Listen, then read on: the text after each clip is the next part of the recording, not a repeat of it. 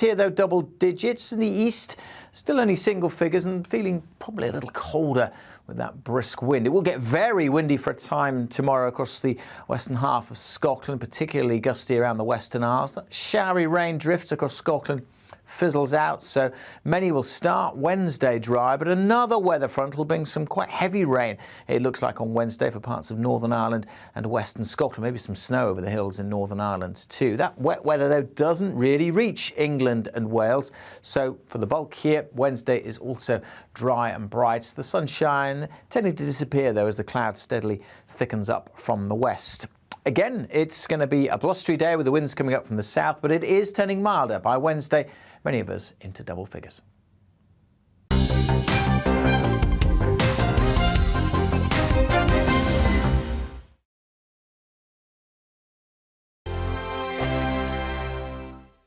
GB News is the UK's home of discussion and debate from all perspectives. To stay up to date on the latest stories, make sure that you subscribe to the GB News channel right here on YouTube. You can watch us live 24/7 across the whole world. You can also check out exclusive content and catch up on previous episodes of your favourite shows. Every day, we ask the questions that you'd ask, so why not add your voice to the conversation in the comments section? Don't forget to subscribe. We are GB News, Britain's news channel. Every night at 11 on GB News, we bring you the next day's stories the day before. Basically like time travel. If it's a big story, we'll cover it, guaranteed. But we'll also have some fun along the way. Big opinions, big laughs. Sometimes big hair.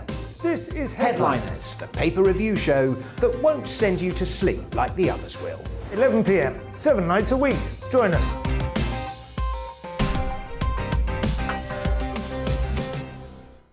Hello there, I'm Eamon Holmes. And I'm Isabel Webster. And we hope you can join us for Breakfast with Eamon and Isabel. You make me laugh out loud, belly laugh. Is that important first thing in the morning? Yeah, absolutely. And there's me trying to be deadly serious. News is a serious business. Yeah, I have to rein you in sometimes. Well, it doesn't stop us laughing at it. It doesn't stop us having an opinion on what's going on. Yeah. And it certainly will not stop us reflecting what you think. Weekdays from 6 to 9:30 on GB News. I'm Dan Wootton. Join me Monday to Thursday from 9 to 11 for the feistiest and most fun news debate on TV, where free speech reigns. I'll bring you a sharp take on the day's biggest stories, bombshell newsmaker interviews, and A-list guests. And I guarantee you, no spin, no bias, no censorship, and no reason to go to bed. That's Dan Wootton tonight, Monday to Thursdays from 9 on GB News.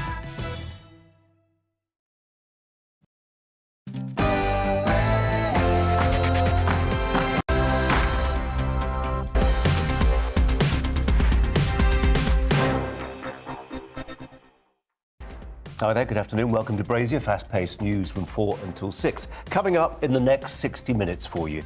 It's been reported this afternoon that Russia is prepared to halt its invasion. What is Moscow demanding as the price of peace? We'll try and explain.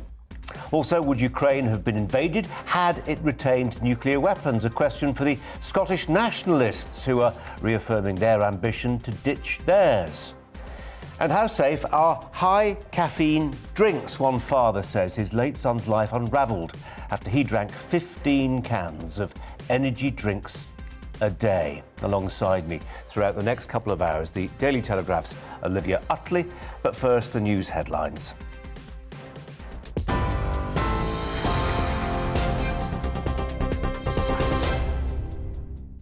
Good afternoon. Just after 4 o'clock, I'm Polly Middlehurst in the GB newsroom. And the top story.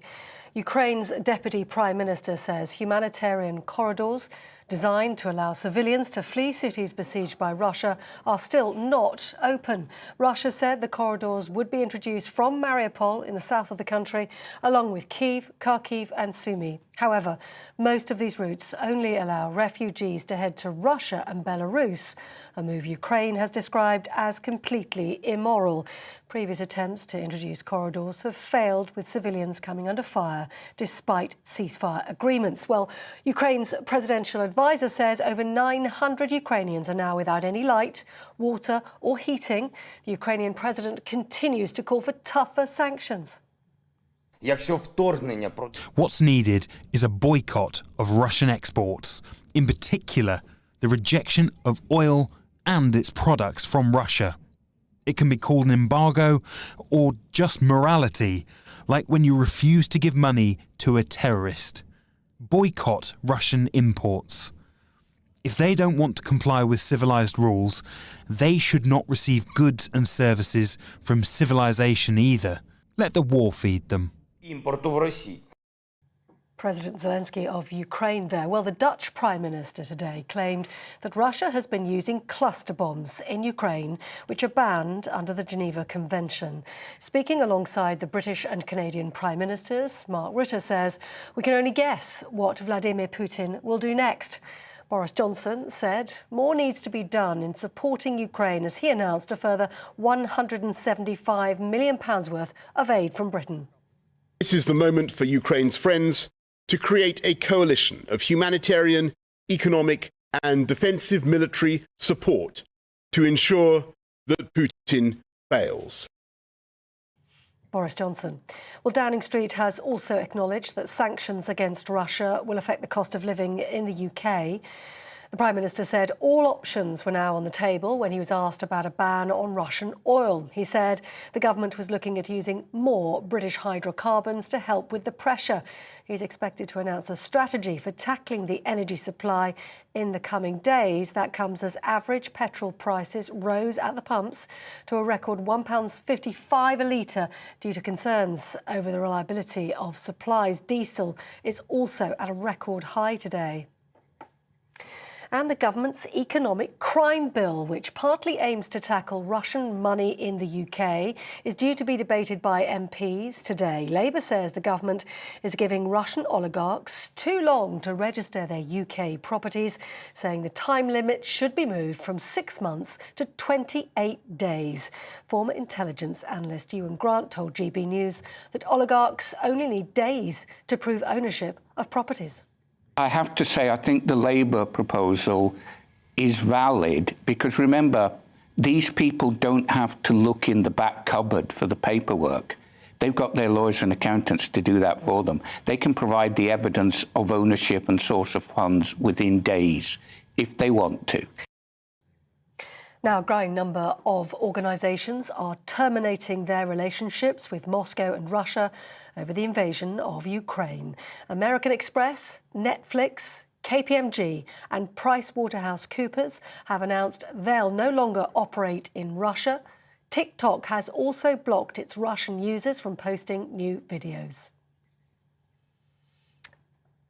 ION experts are asking NHS England to prove that scrapping the 4-hour A&E waiting time target will improve patient care. It's said to be replaced by targets to see patients within 15 minutes of arriving at A&E for an initial assessment. The Royal College of Emergency Medicine, Nuffield Trust and King's Fund have all expressed concern that data from pilot studies has not been made public. And after that press conference today, the Canadian Prime Minister has said the Queen was an insightful person as ever when he met her earlier on today. The 95-year-old monarch welcomed the Canadian Prime Minister Justin Trudeau at Windsor Castle after 2 weeks of carrying out only light duties. It's the first in-person engagement for Her Majesty since catching COVID last month. Mr Trudeau was seen laughing during the meeting, whilst the Queen appeared to be in good spirits. That's all for now. You're watching GB News. More news as it happens, but now more from Brazier.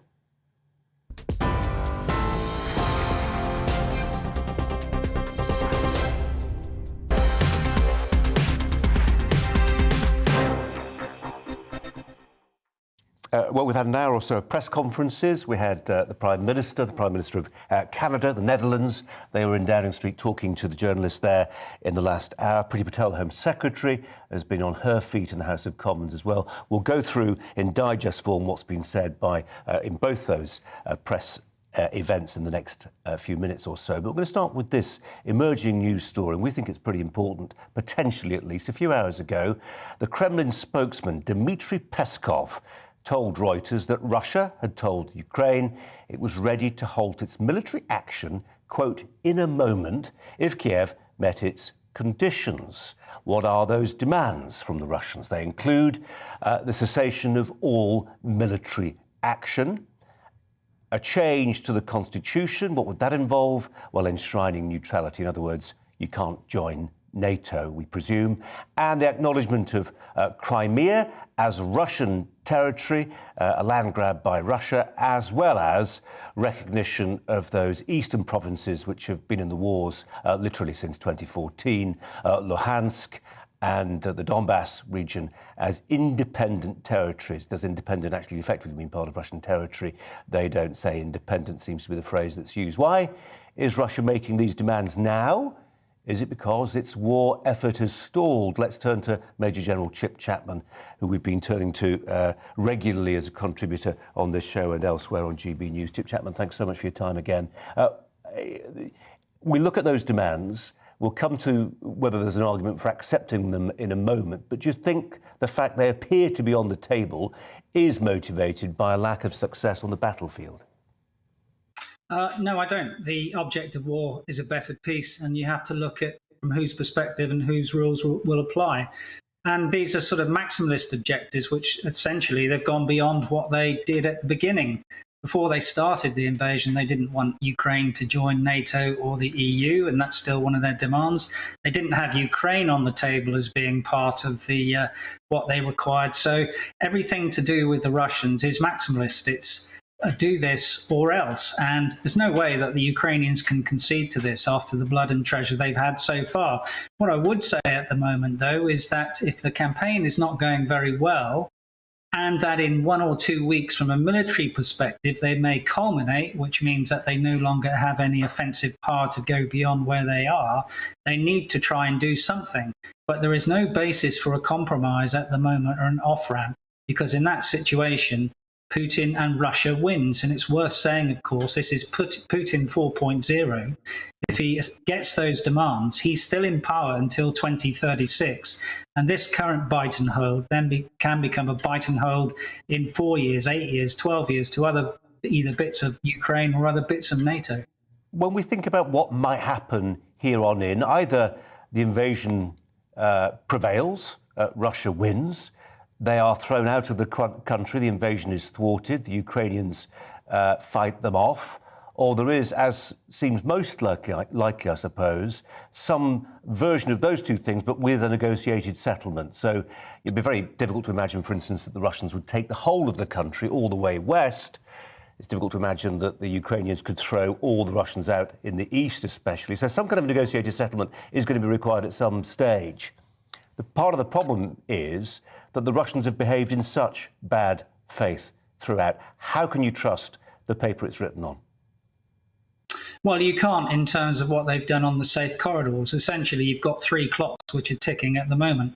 You've got the brutality clock of Russia and the way that they prosecute operations, which is beyond legitimacy, proportionality and necessity in terms of military operations. There should be distinction between civil and military targets, and they don't do that. So that's their brutal military clock ticking.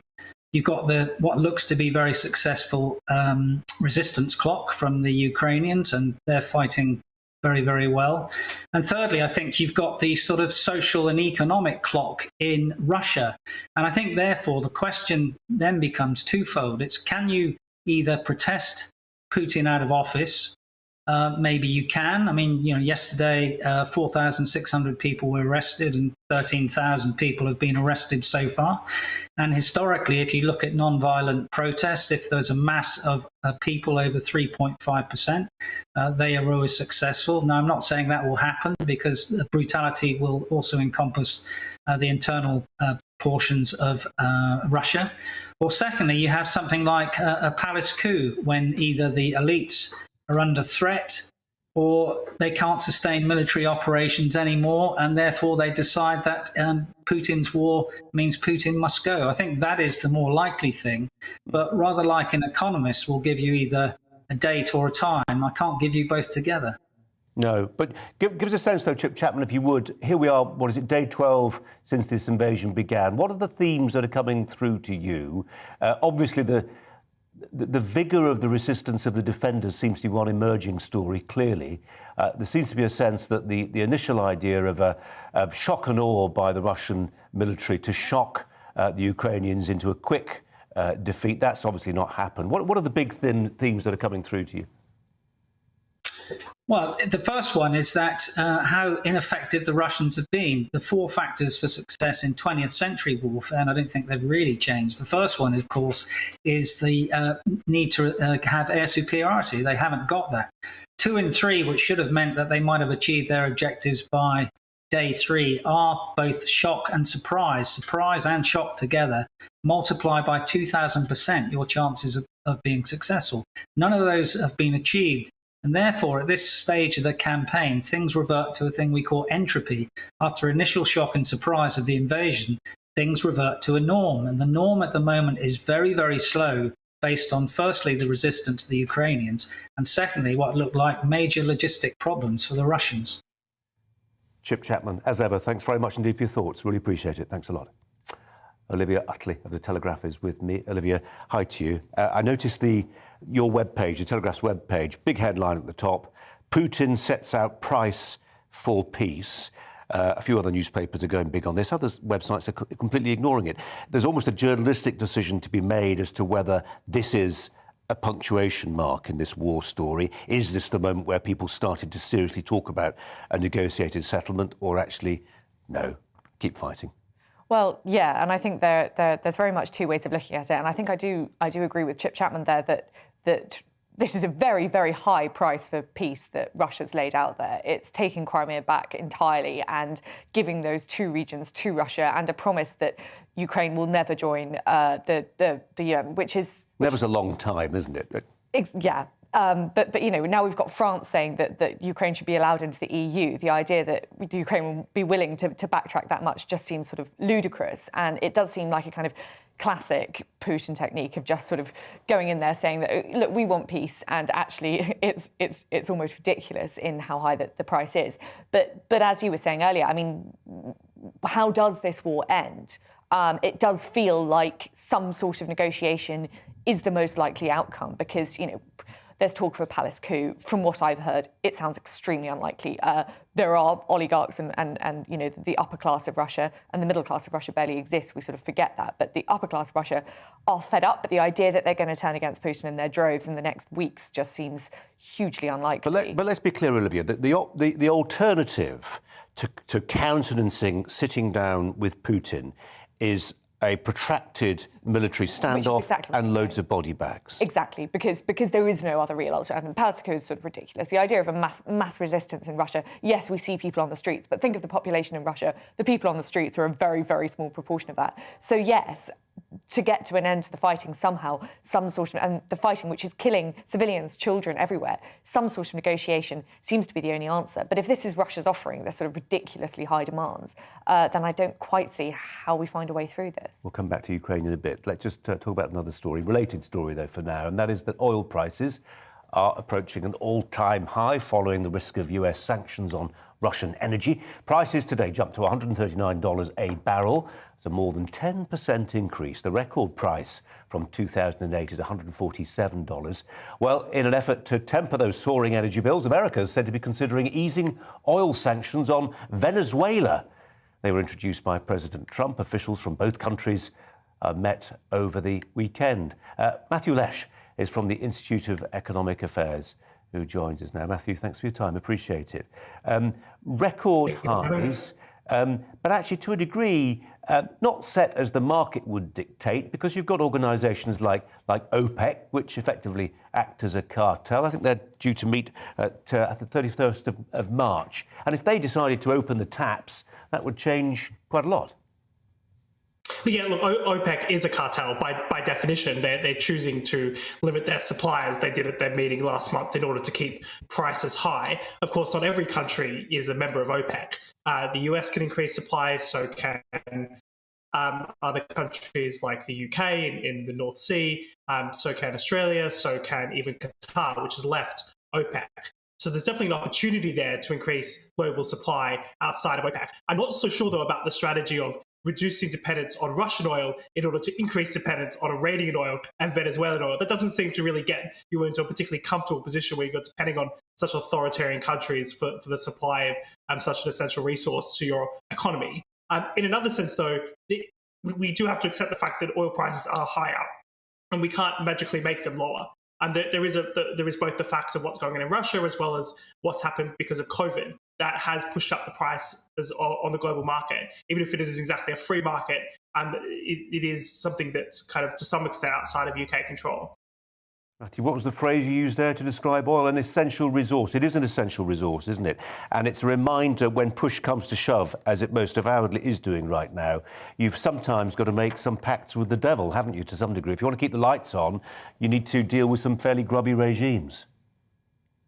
Well, it's either which devil you choose in this particular case. We're obviously trying to reduce our dependency on Russian oil. It's worth noting that we haven't actually sanctioned Russian oil and gas, and we're still actually taking imports from Russia. The prices are going up on the expectation that there is going to be a reduction in supply coming along the lines. I think you're right. You're kind of stuck between a rock and a hard place when it comes to oil. Unfortunately, many of the countries that are rich in oil and willing to sell it to us aren't necessarily liberal democratic countries that we most want to deal with. So there is a bit of real politic there. As much as possible, though, I don't think you should sacrifice your foreign policy principles because you're just going to create more issues down the line. The fact that we'll become so dependent on Russia over time is quite a red flag to then say, well, should we become dependent on Venezuela and Iran for our oil supplies? I would say that's going to cause this same issue in the future, where they're going to be able to lord it over us if there is any kind of conflict or any kind of issue in the future. Yeah.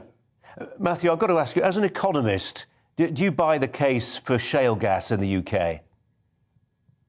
Look, I think it doesn't make much sense to restrict production of shale gas in the UK. There is, according to some assessments, some quite substantial capacity that is untapped. And that's something that we really should have done years ago. That's the reason why the US is increasingly energy independent, because they have tapped into fracking. It's also why they're reducing carbon emissions. Now, can we frack fast enough in order to reduce prices at the moment? Probably not. It's probably a more medium to long-term issue. I'd also like to see fracking right across Europe, and there are quite substantial deposits that could be tapped in order to reduce our dependency on Russia. But also, I find what is quite interesting about Russian gas is just how terrible it is for the environment, because they use such old machinery, because there's a massive amount of leakage of methane from Russian gas. It's probably, by some assessments, worse than coal. So if we want to help the environment, we've got to get fracking ourselves, because we can do it much better and much more efficiently and much lower carbon than they are.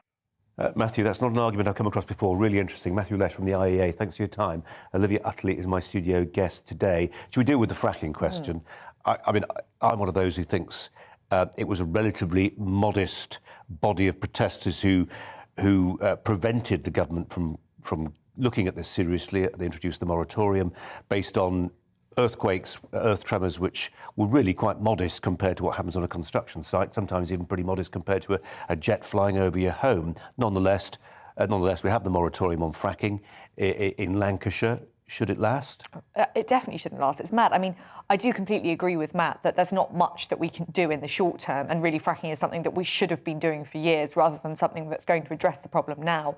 But the idea that there's still restrictions on fracking when it might just go a tiny bit of the way to helping relieve the energy crisis is completely absurd. And the fact that our energy policy for the past sort of 30 years has been look as nice as possible with all sorts of wind turbines, which don't work when the wind stops blowing, and then just ship in all of our energy from China and Russia and then call them the bad guys, just seems completely bizarre. And if, as Matt says, that Russian oil is dirtier than even coal, perhaps, it makes the whole thing even more. You'll see in the next hour, we're going to play a clip. We're going to be talking to Sebastian Gorka, who formerly of the Trump White House, but we're going to talk about a clip which was Donald Trump in 2018 at the UN, and he's, in that Trumpian way, warning the Germans that they shouldn't be quite so dependent for their energy on the Russians. And you see a cutaway shot of the Russian delegation, the diplomats, laughing out loud. I mean, it's uncomfortable. I don't do that to sneer at them. I point out that actually there were some people who saw this coming down the track. Goodness knows why the Germans didn't see it, why they got so in hock to Russian gas and coal. Absolutely. And you had John Redwood over here as a similar example. There was a net zero debate sort of, what was it, 6 or 7 years ago when they brought in the target, and he said, well, we're just going to end up extremely reliant on Russian gas. We can't go net zero that quickly. And he was considered a sort of extremist at the time, and look where we are now. Olivia, more from you later, but for now, thanks very much indeed.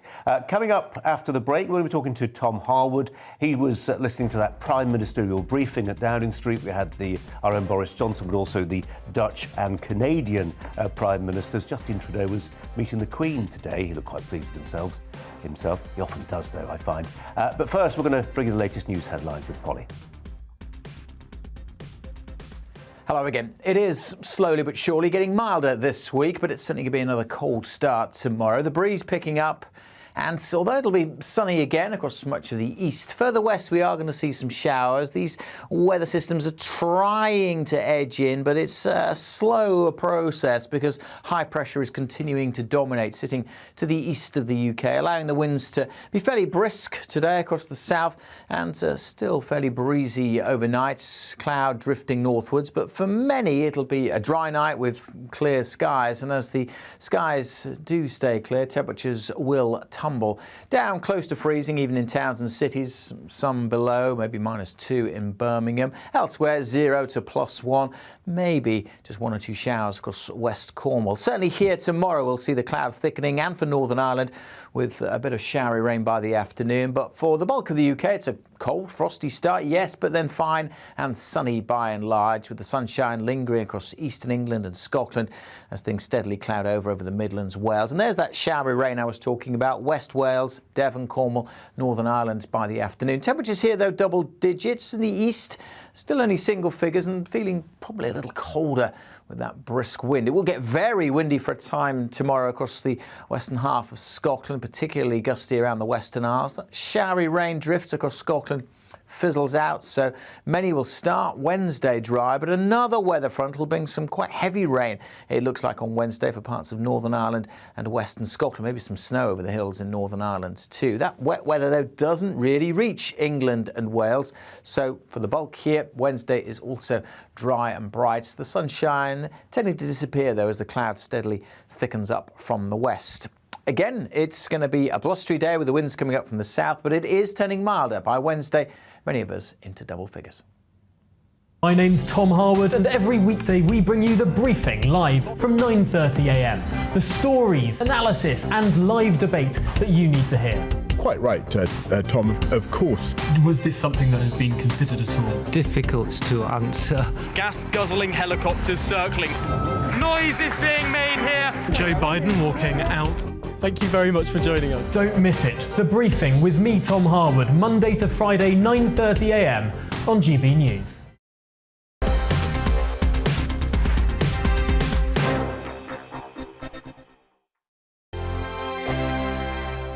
GB News is the UK's home of discussion and debate from all perspectives. To stay up to date on the latest stories, make sure that you subscribe to the GB News channel right here on YouTube. You can watch us live 24/7 across the whole world. You can also check out exclusive content and catch up on previous episodes of your favourite shows. Every day, we ask the questions that you'd ask, so why not add your voice to the conversation in the comments section? Don't forget to subscribe. We are GB News, Britain's news channel.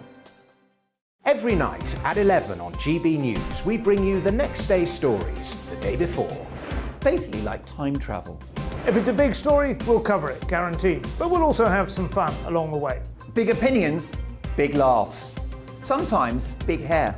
This is Headliners, the paper review show that won't send you to sleep like the others will. 11 p.m, 7 nights a week. Join us.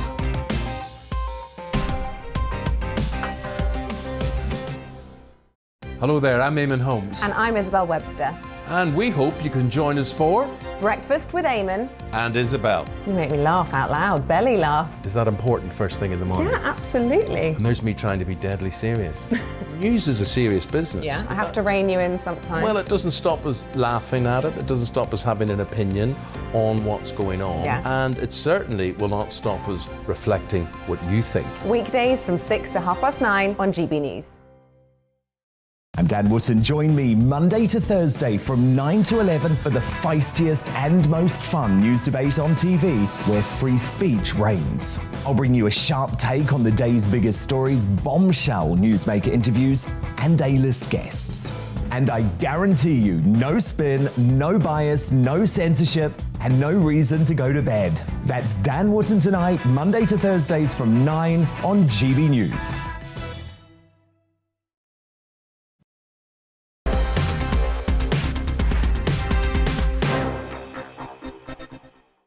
We're going to cross to Tom Harwood, our political correspondent, in just a second to talk about that press briefing given at Downing Street. He's in Downing Street, is Tom, but given about an hour or so ago by Boris Johnson with his counterparts from Canada and the Netherlands. But just a line from Dublin, and I'll just tell it baldly as it appears from our friends at the Press Association, who say that a man has been arrested after a large lorry crashed into the gates of the Russian embassy in Dublin.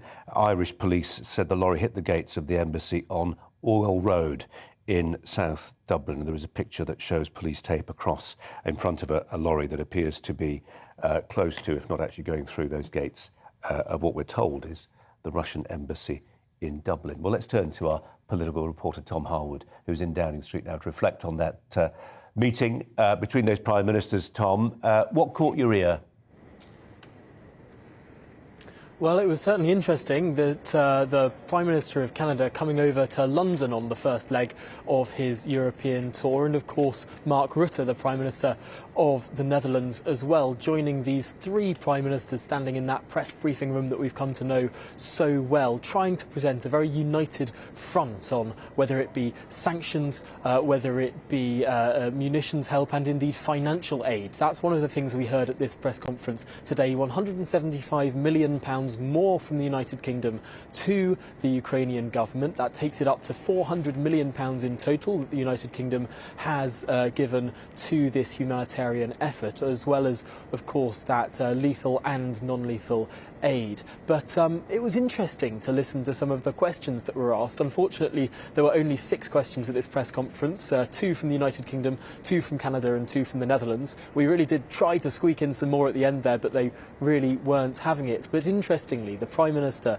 did seem to admit that the United Kingdom would need to exploit more of its own hydrocarbons. One of the themes from this press conference was how reliant Europe is on Russian gas and oil. Mark Rutte, the Prime Minister of the Netherlands, saying that they needed to step by step wean themselves off, that they couldn't have a one-go solution here because that would be so devastating for families and businesses in the Netherlands. Canada, on the other hand, completely energy independent, and the United Kingdom, our Prime Minister, both literally and figuratively there, standing in the middle. But it was interesting to note that the Prime Minister did say that we would need to be using more of our own hydrocarbons, and potentially that transition to net zero might need to go a little bit slower. Isn't it? I mean, Tom, there were articles at the weekend saying this is a fantastic opportunity for the PM to really reset his premiership. Yes, hydrocarbons, and by the way, that doesn't necessarily mean fracking, as people assume. It could be going back into the North Sea in a big way. But also when it comes to our relationship with things like the defence budget, it's an opportunity within this threat for the Prime Minister to redefine his premiership.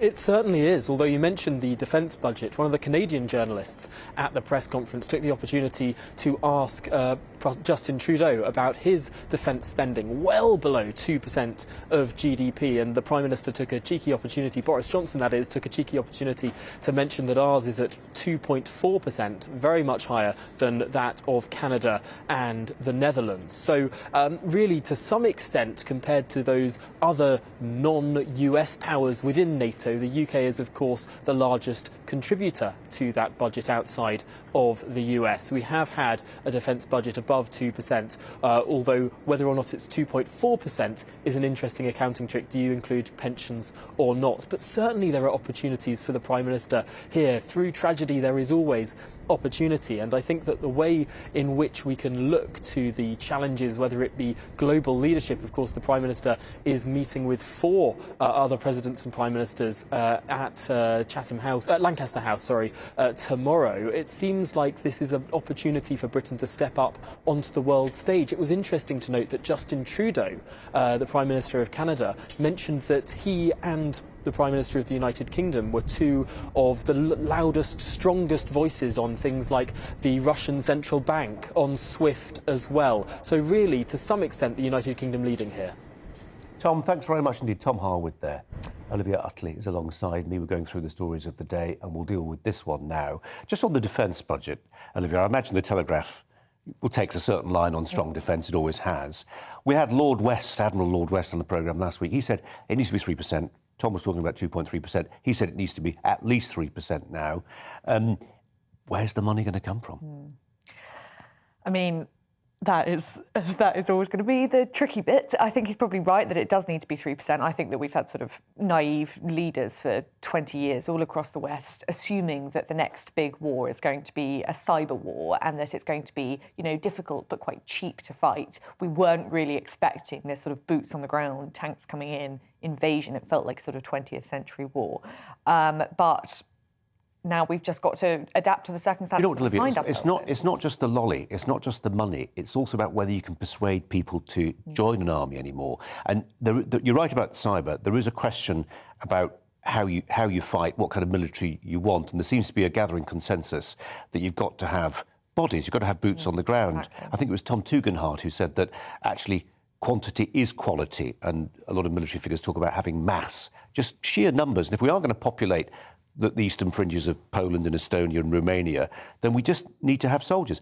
Do young people want to serve anymore for the money that's on offer?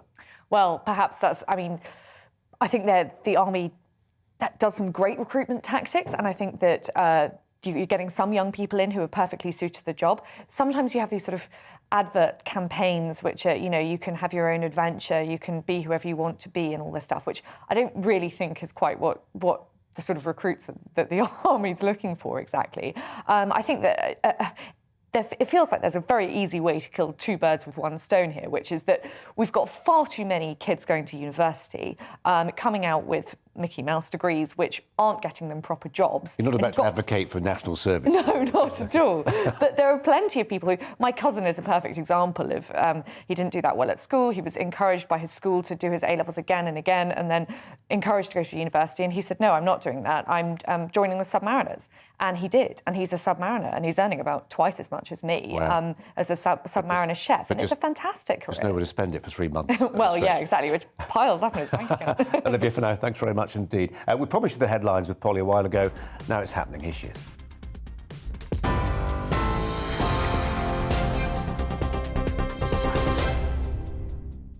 Colin, thank you. The top stories. Ukraine's Deputy Prime Minister says humanitarian corridors designed to allow civilians to flee cities besieged by the Russian attack are still not open. However, most of the routes only allow refugees to head to Russia and Belarus in the north. That's a move Ukraine has described as completely immoral. Previous attempts to introduce corridors have failed, with civilians coming under fire despite ceasefire agreements. The Dutch Prime Minister has claimed within the last hour that Russia has been using cluster bombs in Ukraine, which are banned under the Geneva Convention. Speaking alongside the British and Canadian Prime Ministers, Mark Rutte said, "We can only guess what Vladimir Putin will do next." Boris Johnson says more needs to be done, meanwhile, in supporting Ukraine, and he announced a further £175 million worth of aid. Downing Street has acknowledged that sanctions against Russia will affect the cost of living in the UK. Boris Johnson said all options were now on the table when he was asked about a ban on Russian fuel. He says his government's looking at using more British hydrocarbons to help with the pressure. He's expected to announce a strategy for tackling the energy supply in the coming days. That comes as average petrol and diesel prices reach record highs. And the Canadian Prime Minister has said Her Majesty the Queen was as insightful as ever when he met her earlier today. The 95-year-old monarch welcomed Justin Trudeau at Windsor Castle after 2 weeks of carrying out only light duties. It's the first in-person engagement for Queen Elizabeth since catching COVID last month. Mr Trudeau was seen laughing during the meeting. Her Majesty appeared to be in good spirits. On TV, online and on your radio via DAB+, you're with GB News. We'll have more from Colin Brazier after the break.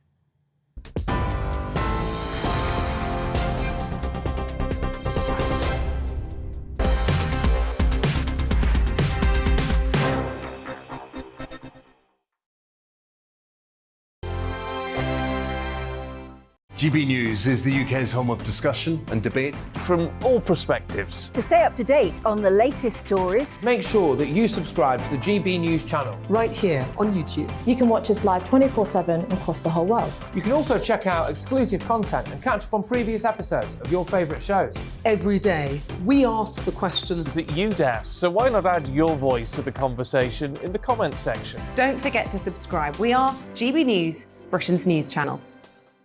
Every night at 11 on GB News, we bring you the next day's stories the day before.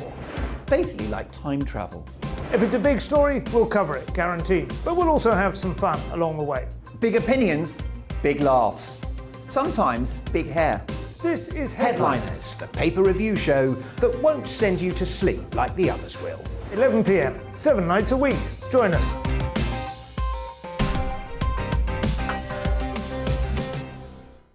Hello there, I'm Eamon Holmes. And I'm Isabel Webster. And we hope you can join us for Breakfast with Eamon. And Isabel. You make me laugh out loud, belly laugh. Is that important first thing in the morning? Yeah, absolutely. And there's me trying to be deadly serious.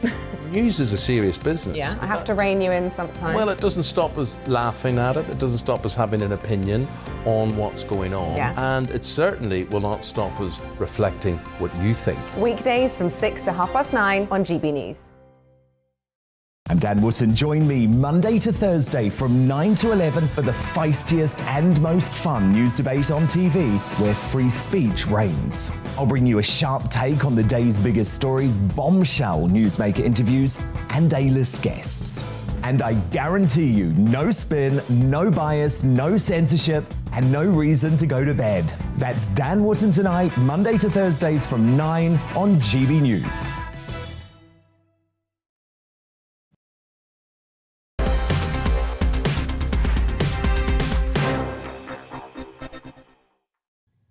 Welcome back. You're with Colin Brazier on GB News on TV, online and on digital radio.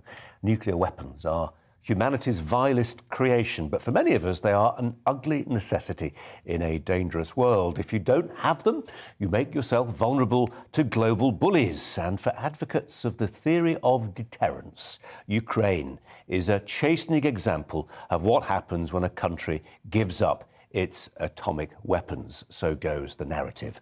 Ukraine surrendered them in the 1990s and was given guarantees that its sovereignty would be honoured.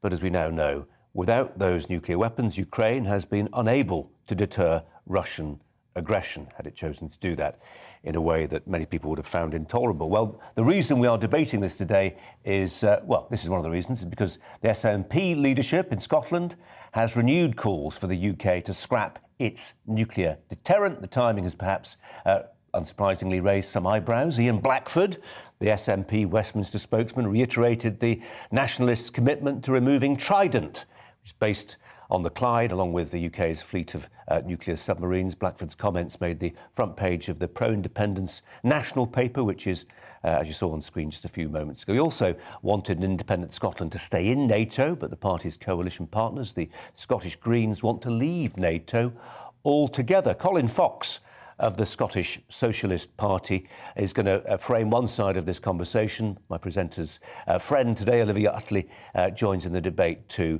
Colin Fox, thanks for your time today. Appreciate it. What is the argument, as you see it, for taking the nuclear deterrent away from Scottish territory? Well, good afternoon, Colin. The case for taking away nuclear weapons is the world is a more dangerous place with nuclear weapons. I mean, the circumstances we find ourselves in with Vladimir Putin today, first of all, I think we're all agreed Putin's conduct is reprehensible, utterly unacceptable to invade a sovereign country like Ukraine. His conduct has both been, I think, reprehensible, but criminal. And I have to say, from his point of view, I feel it's probably counterproductive as well.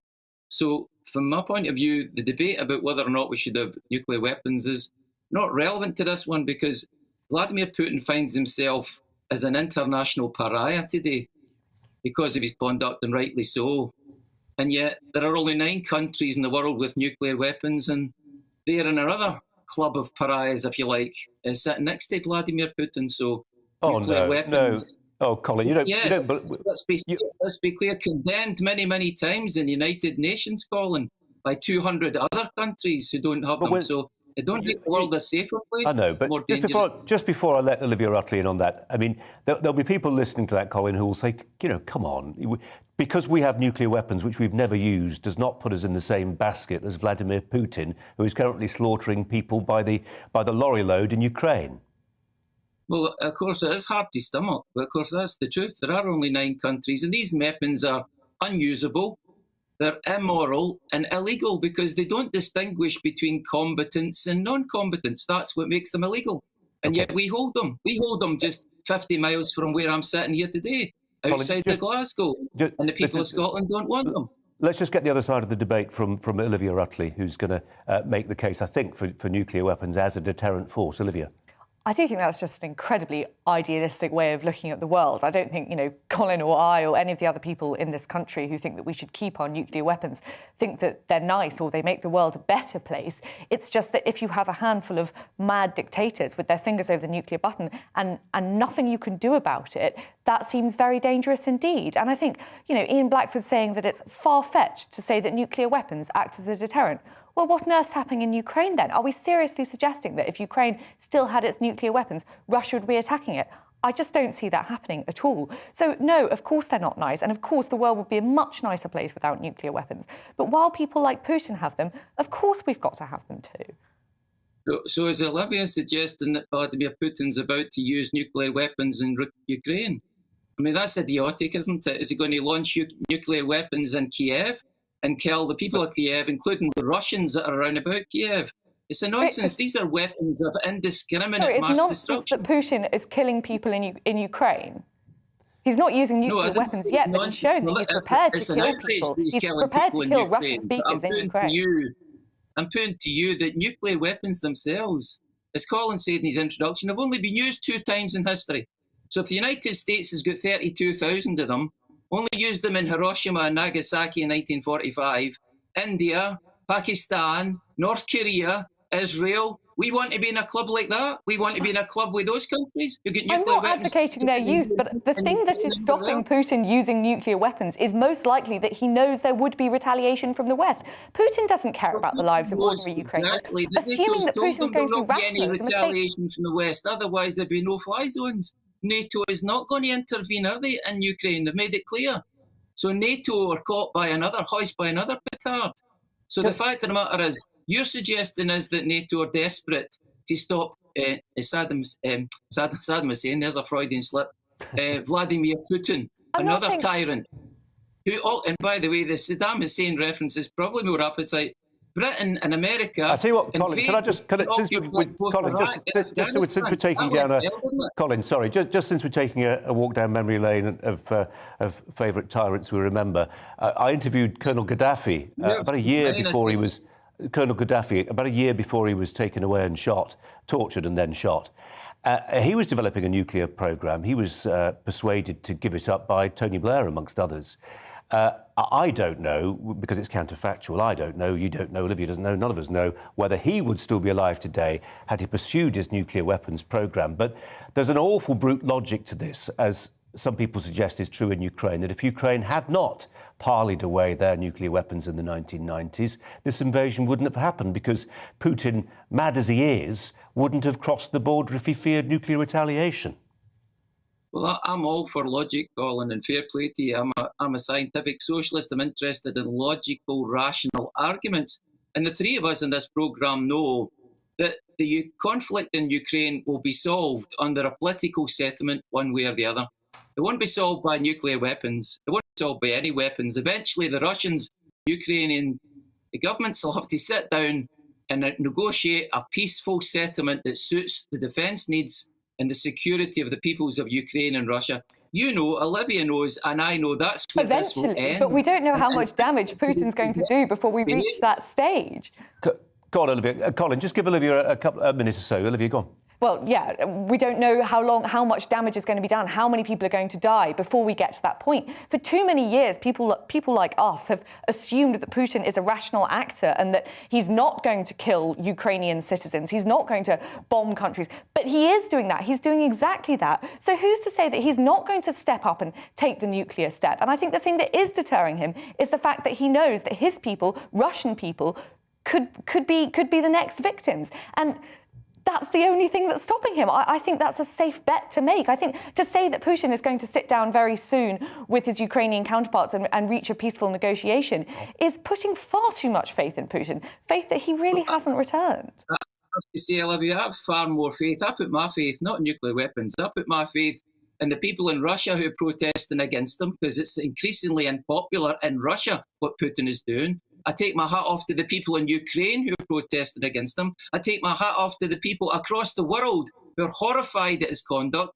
And I have to say that fundamentally for me, Putin's conduct and his actions, what we all fathom and try desperately to understand, it strikes me as increasingly clearly counterproductive to the Russian people themselves. I entirely and therefore, agree. I'm facing them, Ukrainian people, and international public opinion to see where this ends. And I think Putin doesn't care about international public opinion, and the idea that there's going to be a palace coup in the next couple of weeks is just absurd. He's built up a lot of support over 40 years. From one side of the world to the other, and I think in due course, Putin's conduct will be shown to be another massive mistake for him. He's done nothing to give security to the Russian people, 180 million people, who will remember, and I'm sure you've covered in previous programmes in this channel, more than 26 million Russians died in the Second World War, more than all the other countries put together.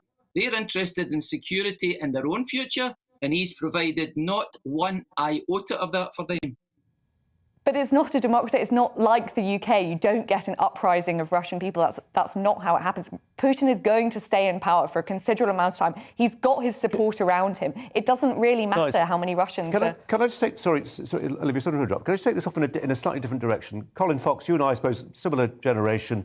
I was talking on last... well, all right, maybe not. But in the 90s, I was born in 68. Growing up in the 1970s, I don't know about you, I had nightmares about having 4 minutes to get under the stairs, the fallout cloud. I had friends, I think I may have flirted myself with CND membership at the time. The mushroom cloud was this horrific image. I remember talking to an old relative who'd been on a troop ship that was bound for Japan in the dog days of World War II, and how they cheered on board when they heard that, I think it was the atomic bomb at Nagasaki had gone off. I remember thinking, how could you ever, in what circumstances could you ever approve of something like that? And he said, well, if you knew that 3 million American and British and Australian servicemen were going to die taking the Japanese homeland islands, then it felt like a fair bargain. He also said, people are horrified about the idea of using nuclear weapons, but actually, is it any worse a way to die than in a firebomb as used on Tokyo? I'm just introducing these arguments, Colin, because we talked about being rational, and I'm trying to have a rational conversation. It sometimes seems that, for obvious reasons, when you use the word nuclear, rationality sort of leaves the room. Well, I've heard those arguments, I've heard those stories, Colin, and I respect them. I mean, I think the central one was the belief that the Japanese wouldn't surrender, wasn't it? That was the justification the Americans gave for it in 1945, that the Japanese emperor would not surrender. Surrendering to the Japanese people was anathema, and therefore they justified the bombing of Hiroshima and Nagasaki on the basis the only way the war could be brought to an end. That was the argument at the time. But of course, we no longer hold to those points of view because we're wiser now. We know that the nuclear weapons that 9 countries have, they're immoral. They didn't make any distinction, and the Americans are held in the court of public opinion responsible for killing millions of innocent Japanese people who were guilty of nothing. And that's the problem with these bombs. They're not discriminate. They don't kill the combatant in a war between combatants. They kill whole populations, regardless, men, women and children. And the same, Colin, the same criticism we're raising of Vladimir Putin's behaviour in Russia. We've got to leave it there. Colin Fox, Olivia Utley. Colin, we're going to say thanks very much indeed, and thanks to Olivia too. Thanks very much indeed. Coming up on the show, the man who killed himself after suffering with an addiction to so-called energy drinks. Are they dangerous? The BMJ says so. I'll speak to a doctor about it. First, though, it's time for the weather. Hello again. It is slowly but surely getting milder this week, but it's certainly going to be another cold start tomorrow. The breeze picking up And so, although it'll be sunny again across much of the east, further west we are going to see some showers. These weather systems are trying to edge in, but it's a slow process because high pressure is continuing to dominate, sitting to the east of the UK, allowing the winds to be fairly brisk today across the south and still fairly breezy overnight, cloud drifting northwards. But for many, it'll be a dry night with clear skies. And as the skies do stay clear, temperatures will tumble down close to freezing, even in towns and cities, some below, maybe -2 in Birmingham. Elsewhere, 0 to +1, maybe just 1 or 2 showers across West Cornwall. Certainly here tomorrow, we'll see the cloud thickening, and for Northern Ireland, with a bit of showery rain by the afternoon. But for the bulk of the UK, it's a cold, frosty start, yes, but then fine and sunny by and large, with the sunshine lingering across eastern England and Scotland as things steadily cloud over the Midlands, Wales. And there's that showery rain I was talking about, West Wales, Devon, Cornwall, Northern Ireland by the afternoon. Temperatures here, though, double digits. In the east, still only single figures and feeling probably a little colder with that brisk wind. It will get very windy for a time tomorrow across the western half of Scotland, particularly gusty around the Western Isles. That showery rain drifts across Scotland, fizzles out, so many will start Wednesday dry, but another weather front will bring some quite heavy rain, it looks like, on Wednesday for parts of Northern Ireland and Western Scotland. Maybe some snow over the hills in Northern Ireland too. That wet weather, though, doesn't really reach England and Wales, so for the bulk here, Wednesday is also dry and bright. The sunshine tending to disappear, though, as the cloud steadily thickens up from the west. Again, it's going to be a blustery day with the winds coming up from the south, but it is turning milder by Wednesday, many of us into double figures. I'm Liam Halligan. Join me every weekday at 1 p.m. for On the Money, your daily dose of economics, business and consumer news. I've got 25 years experience covering economics and finance. We hold grown-up discussions with a host of experts who really know their stuff. We can't buy gas and store it. That was a mistake, wasn't it? I think it was a mistake. Even you, Liam, don't have a crystal ball. Inflation's a real threat. Every weekday at 1, you're On the Money.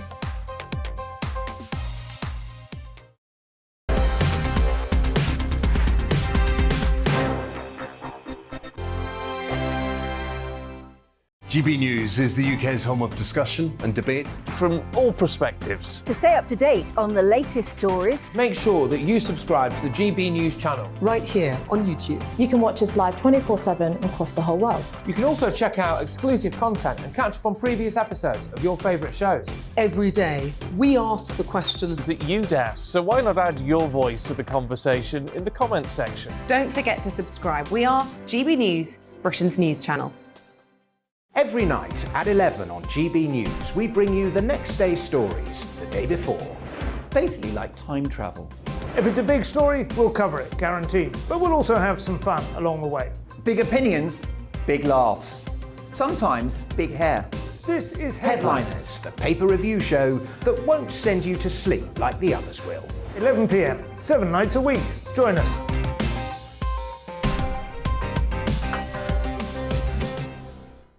Hello there, I'm Eamon Holmes. And I'm Isabel Webster. And we hope you can join us for Breakfast with Eamon and Isabel. You make me laugh out loud, belly laugh. Is that important first thing in the morning? Yeah, absolutely. And there's me trying to be deadly serious. News is a serious business. Yeah, I have to rein you in sometimes. Well, it doesn't stop us laughing at it. It doesn't stop us having an opinion on what's going on. Yeah. And it certainly will not stop us reflecting what you think. Weekdays from 6 to 9:30 on GB News. I'm Dan Wootton. Join me Monday to Thursday from 9 to 11 for the feistiest and most fun news debate on TV, where free speech reigns. I'll bring you a sharp take on the day's biggest stories, bombshell newsmaker interviews, and A-list guests. And I guarantee you, no spin, no bias, no censorship, and no reason to go to bed. That's Dan Wootton Tonight, Monday to Thursdays from 9 on GB News.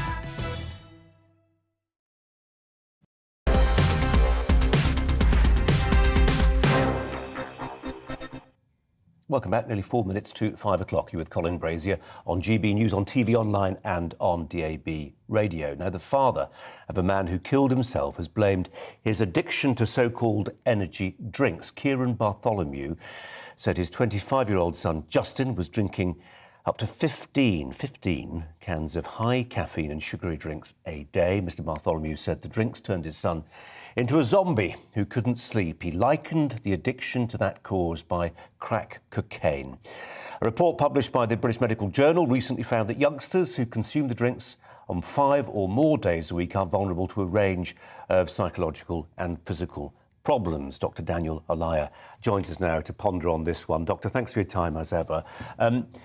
We'll discuss in a second, if we get the time, some of the ethical questions around how you ward people away from these drinks, whether you can, to what extent you use the state and the law to do that. But just purely on a medical basis, how bad are they for people? And does it make any difference what age you are? Hi, Colin. It's a controversial one because caffeine is a very useful drug, and it's in these drinks. And these drinks have a lot in. So to put in perspective, a cup of coffee has up to maybe 50 to 100 milligrams of caffeine, which is the active ingredient. So we're talking about caffeine here. And in these drinks, they have up to 250 milligrams. Okay, so that's more than double in some cases. So this is a lot. If you break it down into body systems, number one, think about your brain. This thing, caffeine in high doses, makes you stressed. It gives you anxiety, and it gives you that fight or flight response. So you feel like you need to do something, and this can be good for people who want that feeling of motivation, and that's why we use it. In academic settings, makes people alert. Of course, people on night shifts use it a lot. The next thing is when it comes to the heart and the cardiovascular system. So blood pressure increases the blood pressure, and it can predispose people to have arrhythmias, and sometimes deadly. So often we see people taking overdose of caffeine and having fatal arrhythmias and end up dying, and this is very, very sad. The other thing is that these drinks actually have a lot of sugar. So this isn't to do with caffeine, okay? So this is sugar. Now, sugar, of course, predisposes people to diabetes and that insulin resistance. So those are just, 3 or 4 effects which, have major effects on, people's health, and, of course, can kill. It's interesting. When you were going to tell me how much more stronger these drinks were compared to coffee, I was bracing myself for sort of 5 or 6 times more stronger. Actually, twice as strong, sets it in a slightly more benign context. Did you get, Daniel, people presenting to you at all with anything that's related to overusing these energy drinks? I mean, or is that me medicalising a problem that's just not there? No, absolutely. Absolutely. Often people will come to the doctor's surgery and talk about their anxiety. They can't sleep. They're feeling low mood. They're getting headaches. They're getting diarrhea. All of this, caffeine. Caffeine does all these things. Most doctors, a lot of doctors will say, give me a short diary of what you have or what you do during the day, and we'll hone in on that coffee or caffeine intake, and it'll be high. You mentioned the amount being benign of caffeine in energy drinks, but actually even 1 cup of coffee, that's a lot of caffeine, and it has profound effects, and everyone reacts to caffeine differently. So a lot of people go to the doctor, and caffeine is the thing causing their issues.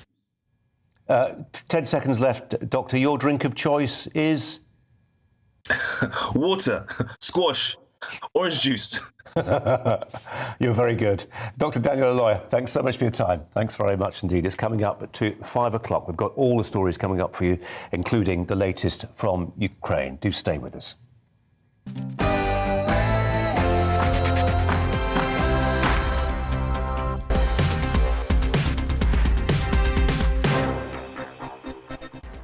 Hi there, welcome to Brazier. Coming up live at 5. The Germans laughed in Donald Trump's face when he said they'd become dangerously reliant on Russian energy. Former White House advisor Seb Gorka tells me why his old boss, the president, was right all along. Also, a former police officer tells me how and why officers need to beef up their response to burglaries. And my GB News colleague Calvin Robinson explains why it was necessary to give up Twitter for Lent. Alongside me throughout the next hour, the Daily Telegraph's Olivia Utley. But first, the headlines with Polly.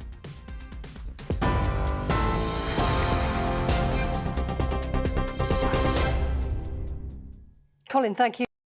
O'clock, I'm Polly Middlehurst. The top stories. Ukraine's Deputy Prime Minister says humanitarian corridors designed to allow civilians to flee Ukrainian cities besieged by Russia are still not open. Russia said the corridors would be introduced from Mariupol in the south, along with Kyiv, Kharkiv and Sumy. However, most of those routes only allow refugees to head to Russia and Belarus in the north, a move Ukraine has described as completely immoral. Previous attempts to introduce corridors have failed, with civilians coming under fire despite ceasefire arrangements. Ukraine's presidential advisor says over 900 Ukrainians are now without light, water or heating. The Ukrainian president continues to call for tougher sanctions. What's needed is a boycott of Russian exports, in particular the rejection of oil and its products from Russia. It can be called an embargo or just morality, like when you refuse to give money to a terrorist. Boycott Russian imports. If they don't want to comply with civilized rules, they should not receive goods and services from civilization either. Let the war feed them. President Zelensky of Ukraine speaking. Well, the Dutch Prime Minister has today claimed that Russia has been using cluster bombs in Ukraine, which are banned under the Geneva Convention. Speaking alongside the British and Canadian Prime Ministers today, Mark Rutte said, "We can only guess what Vladimir Putin will do next." Boris Johnson said more needs to be done in supporting Ukraine as he announced a further £175 million in aid. This is the moment for Ukraine's friends to create a coalition of humanitarian, economic and defensive military support to ensure that Putin fails. Boris Johnson. Well, Downing Street has also acknowledged today that sanctions against Russia will affect the cost of living in the UK. Boris Johnson said that all options were on the table when he was asked about a ban on Russian fuel. He said his government was looking at using more British hydrocarbons to help with the pressure. He's expected to announce a strategy for tackling the energy supply in the coming days. And that comes as average petrol prices rose at the pumps to a record of around £1.55 per litre due to concerns over the reliability of supply. Diesel is also at a record high. Meanwhile, the government's economic crime bill, which partly aims to tackle Russian money inside the UK, is due to be debated by MPs in the next hour or so. Labour says the government's giving Russian oligarchs too long to register their UK properties, saying the time limit should be moved from 6 months to 28 days. Former intelligence analyst Ewan Grant told GB News that oligarchs only need days to prove ownership of properties. I have to say, I think the Labour proposal is valid because, remember, these people don't have to look in the back cupboard for the paperwork. They've got their lawyers and accountants to do that for them. They can provide the evidence of ownership and source of funds within days if they want to. Ewan Grant speaking this morning. Well, the Foreign Secretary Liz Truss said Vladimir Putin's invasion of Ukraine shows that NATO needs to spend more on defence and improve the way the alliance works together. She told the House of Commons Foreign Affairs Select Committee that there's no doubt that the West didn't act early enough or decisively enough.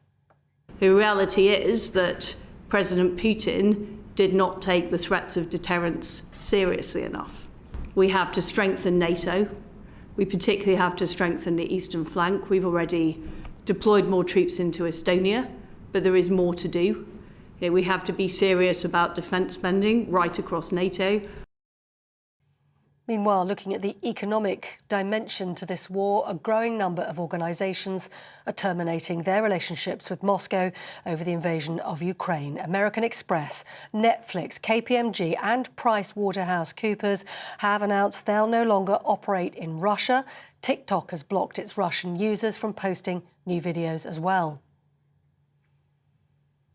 Here, experts are asking NHS England to prove that scrapping the 4-hour A&E waiting time target will improve patient care. It's set to be replaced by targets to see patients within 15 minutes of arriving at A&E departments for an initial assessment. The Royal College of Emergency Medicine, the Nuffield Trust and the King's Fund have all expressed concern that data from pilot studies hasn't yet been made public. And the Canadian Prime Minister has said the Queen was as insightful as ever when he met her earlier on today. The 95-year-old monarch welcomed Justin Trudeau at Windsor Castle. After 2 weeks of carrying out only light duties, it's the first in-person engagement for Queen Elizabeth since catching COVID last month. Mr Trudeau was seen laughing during the meeting. Her Majesty appeared to be in good spirits. You're with GB News. More news as it happens. Now more from Brazier.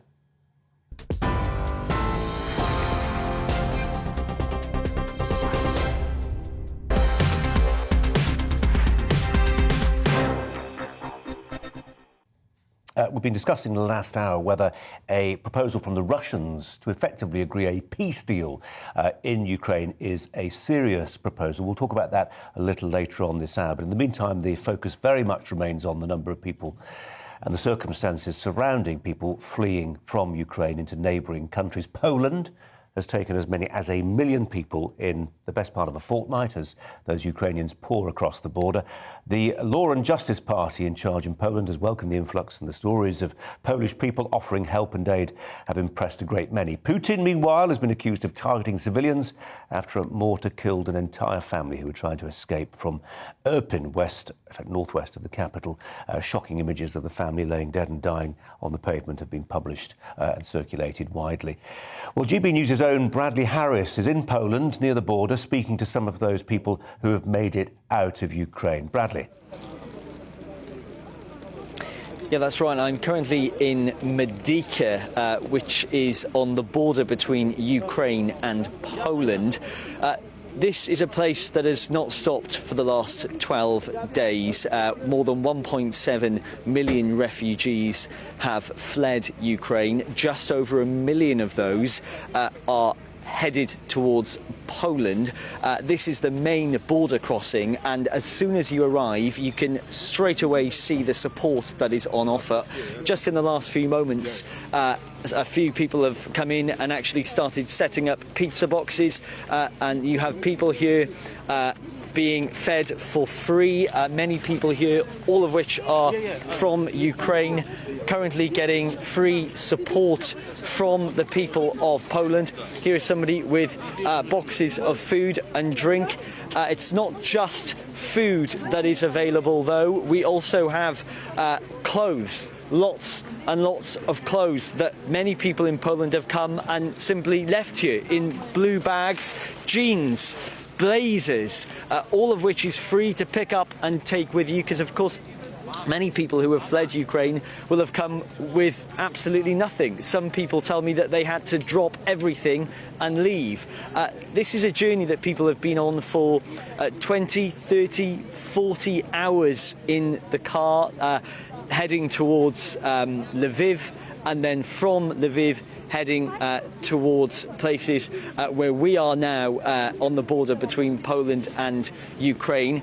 Once they've come here, they then head a bit further down. There is a huge group of Ukrainians waiting for coaches to turn up, and they have been turning up. Every 10 or 15 minutes there is a big coach that comes up and picks up Ukrainians and takes them into Przemyśl. That is the closest city towards the Ukrainian and Poland border and this main border crossing. Once they head to Przemyśl, they're then in centres, sometimes converted sports halls, where there's beds, places for people to sleep.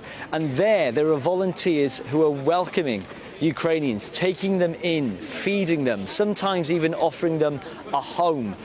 At the minute, if you are a Ukrainian citizen, you don't need a visa to enter places like Poland. Preferably, it is good if you can have a passport or if you can show your child's birth certificate. But at the moment, you're seeing the pictures now. These are the people from Ukraine that are fleeing their country that is currently being torn apart by the Russian invasion. And this doesn't stop. Like I say, this isn't 9 to 5, this is 24 hours. We're on day 12 now, and still people are coming in the masses. But the main thing that I'm seeing here, and it's a brilliant thing, is the amount of support. Poland, the people of Poland are not giving up. They're still supporting Ukrainians, and people here who have fled their country say it's a breath of fresh air. And thank you. They're saying thank you to the Polish people who are offering their support. And it is certainly something that I have seen for the past few hours here, people being very supportive. Here you've got a blanket surrounding a child to keep them warm, because at the minute temperatures have reached -6 at times. It's cold, and people turn up with sometimes just the clothes on their back, no coat, no gloves, nothing at all. So what they're trying to do here in Poland is keep them safe, keep them warm and keep them fed, and potentially and crucially try and find them a place to stay. Bradley Harris, thanks very much indeed. Thanks a lot. Olivia Utley of the Daily Telegraph is alongside me. Let's talk about refugees, the humanitarian crisis. It's opening, it seems to me, up a conversation again about how Britain, in particular, deals with refugees. I heard somebody on the BBC this morning wonder out loud whether somehow refugees from Ukraine were being treated differently, say, compared to Syrian refugees or people, economic migrants even from the Middle East, because these people are demonstrably ethnically aligned, as it were. In other words, they're white. What do you make of that theory? I'm a bit sceptical of that theory. I think that there has been waves of economic migrants. Obviously, there are also migrants who desperately need our help coming from the Middle East, but up to 85% of migrants coming from the Middle East are young men, and the vast majority of them would be classified as economic migrants as opposed to refugees. And obviously the people coming out of Ukraine are very genuine refugees. They're not looking to seek a new life in a richer place. They're looking for refuge while their country is under siege, and they plan to go back to Ukraine as soon as they can. I think, it's great, and what Bradley was showing there was fantastic, the help that Polish people are giving them, but let's not pretend that this is just a happy story. It's going to get too much for Poland quite soon. And then it comes to how can Britain best help? And I think the sort of knee-jerk reaction of open door policy for Britain might not necessarily make a huge amount of sense, in a large part because Ukrainians don't particularly want to cross the whole of Europe and come here. They want to be housed in a neighbouring country so that they can go back to Ukraine as soon as possible. That's best for them. That's best for Ukraine. So it becomes a question of how can we best support Poland? And I think one of the best answers right now is they'd like to see military support. Well, they're getting that, aren't they? Olivia, for now, thanks very much indeed. Now, in a deal confirmed this weekend by the US Secretary of State, Warsaw could supply Soviet-era warplanes to Kiev while receiving US F-16 jets from Washington. It comes as Ukraine continues to ask the West for more support to prevent Russia from gaining air supremacy in its invasion. Is this the right thing to do, or will it push Putin into potentially further conflict with the West? Well, Major General Tim Cross gave us some fascinating analysis last week, so much so we've invited him to come back and do so again. Tim Cross, thanks so much for your time. We appreciate it. On this question of air supremacy, there's a difference between air superiority and air supremacy. What do the Russians enjoy at the moment? Well, I'm not even sure they enjoy air superiority. Just for the benefit of the listeners, air superiority is something you gain over a particular patch of terrain, an area of the country, for a relatively limited time in order to do something decisive. That might be to take out an airfield or air defences or whatever. And you can have air superiority, as I say, for a limited time and then move it somewhere else. Air supremacy is when you dominate the airspace and you can do whatever you like, whenever you like, because your opponent doesn't have the capability of defending his airspace. I've been on various deployments around the world and always operated underneath air supremacy. And I can tell you, it's very reassuring.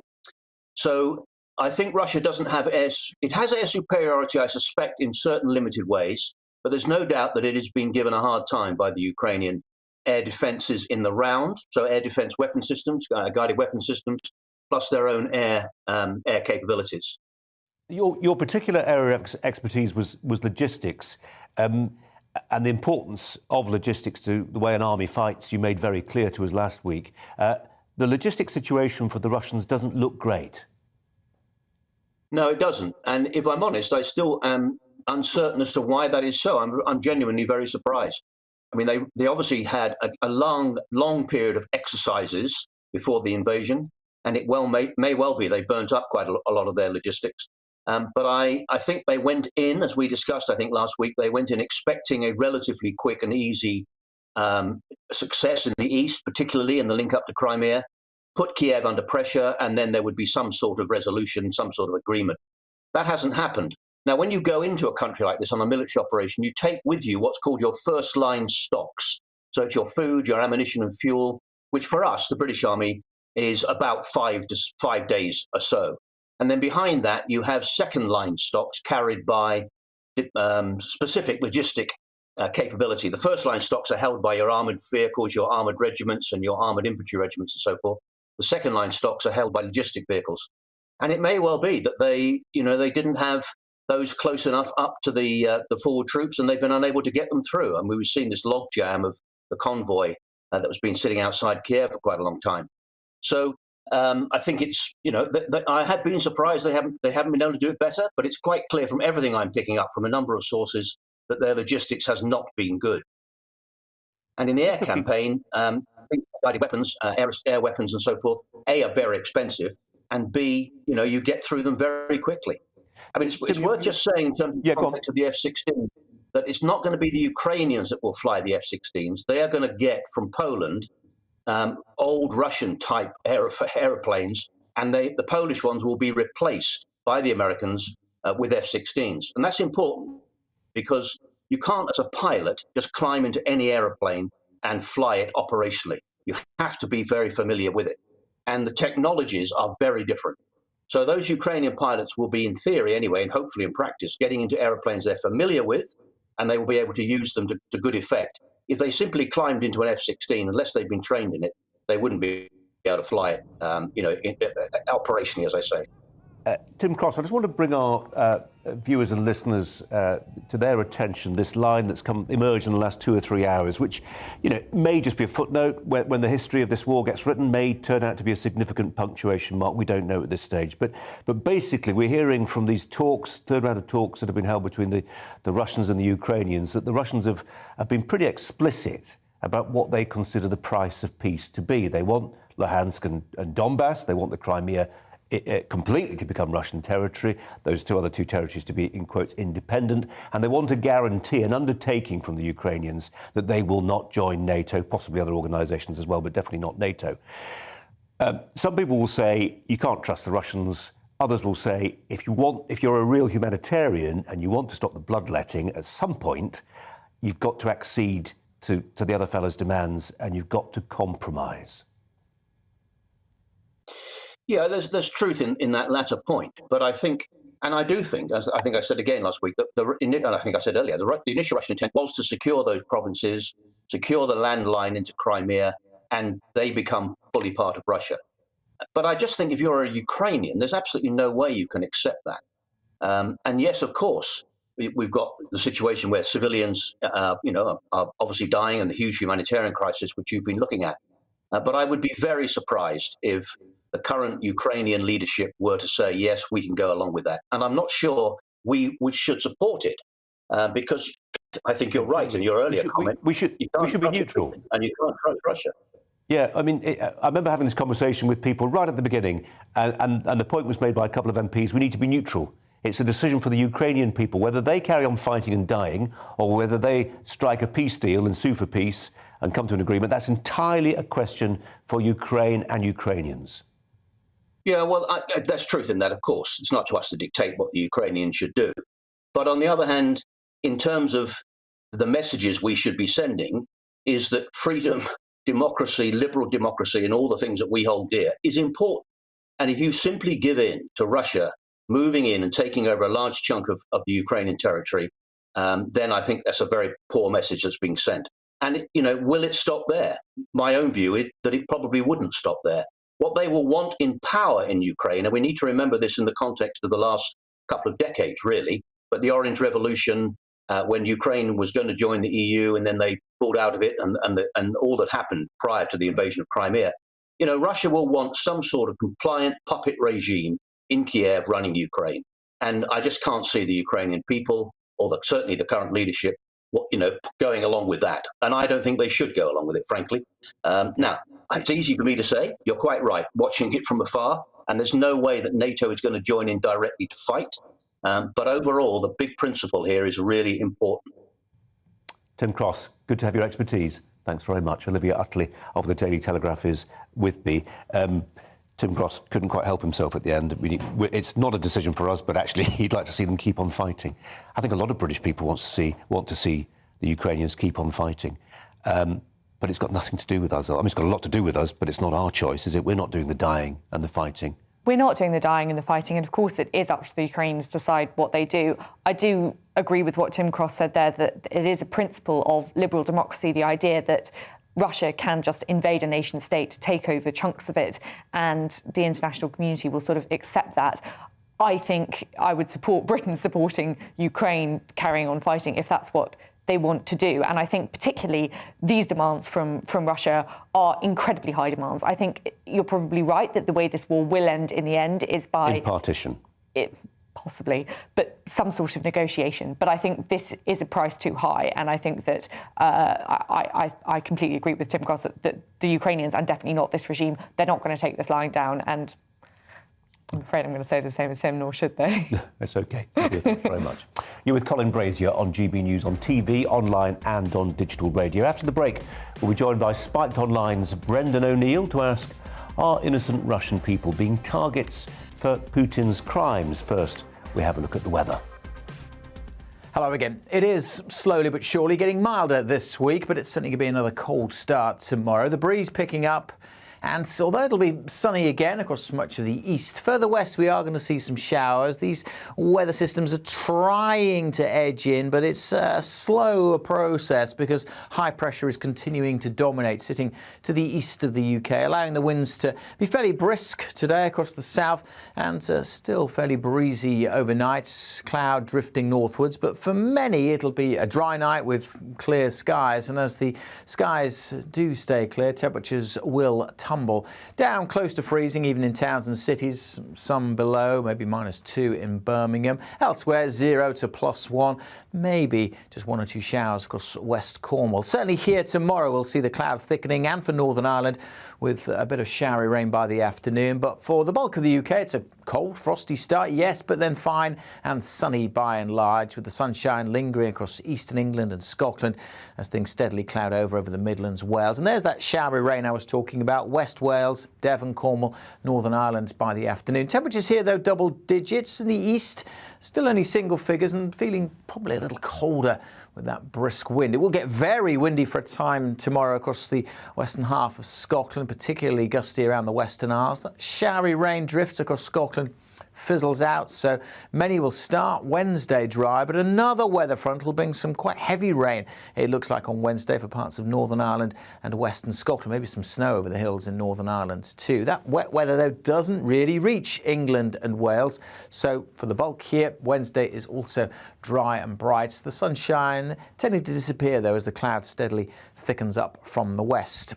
Again, it's going to be a blustery day with the winds coming up from the south, but it is turning milder. By Wednesday, many of us into double figures. Join me, Nana Akweer, on Fridays, Saturdays and Sunday afternoons here on GB News. Expect fiery debate with passionate discussion as my panel and I take on some of the top stories hitting the headlines. You can look up the statistics. No, you look it up. I hug everyone. We learn from it and try and move on. That's it. Opinion is at the heart of the show. It's a place for open and frank conversation, but without the fear of cancellation. So join me here on GB News on Friday, Saturday and Sunday afternoons between 4 and 6 p.m.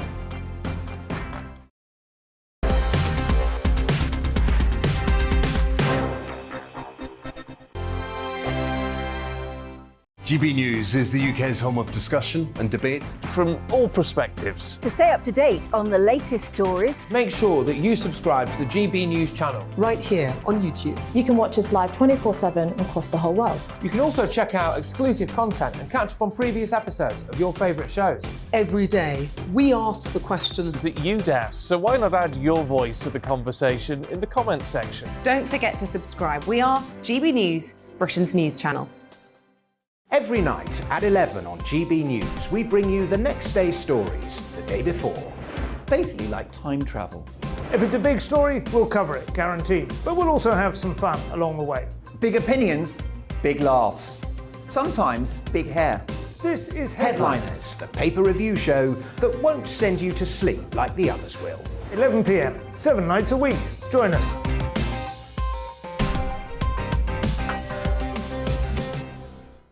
Hello there, I'm Eamon Holmes. And I'm Isabel Webster. And we hope you can join us for Breakfast with Eamon and Isabel. You make me laugh out loud, belly laugh. Is that important first thing in the morning? Yeah, absolutely. And there's me trying to be deadly serious. News is a serious business. Yeah, I have to rein you in sometimes. Well, it doesn't stop us laughing at it. It doesn't stop us having an opinion on what's going on. Yeah. And it certainly will not stop us reflecting what you think. Weekdays from 6 to 9:30 on GB News. I'm Dan Wootton. Join me Monday to Thursday from 9 to 11 for the feistiest and most fun news debate on TV, where free speech reigns. I'll bring you a sharp take on the day's biggest stories, bombshell newsmaker interviews, and A-list guests. And I guarantee you, no spin, no bias, no censorship, and no reason to go to bed. That's Dan Wootton Tonight, Monday to Thursdays from 9 on GB News.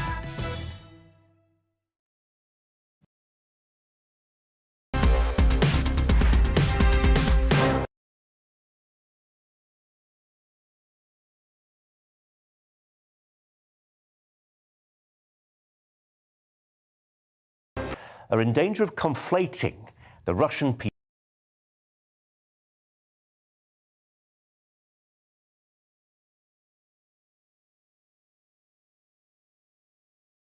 is deeply objectionable. It is censorious.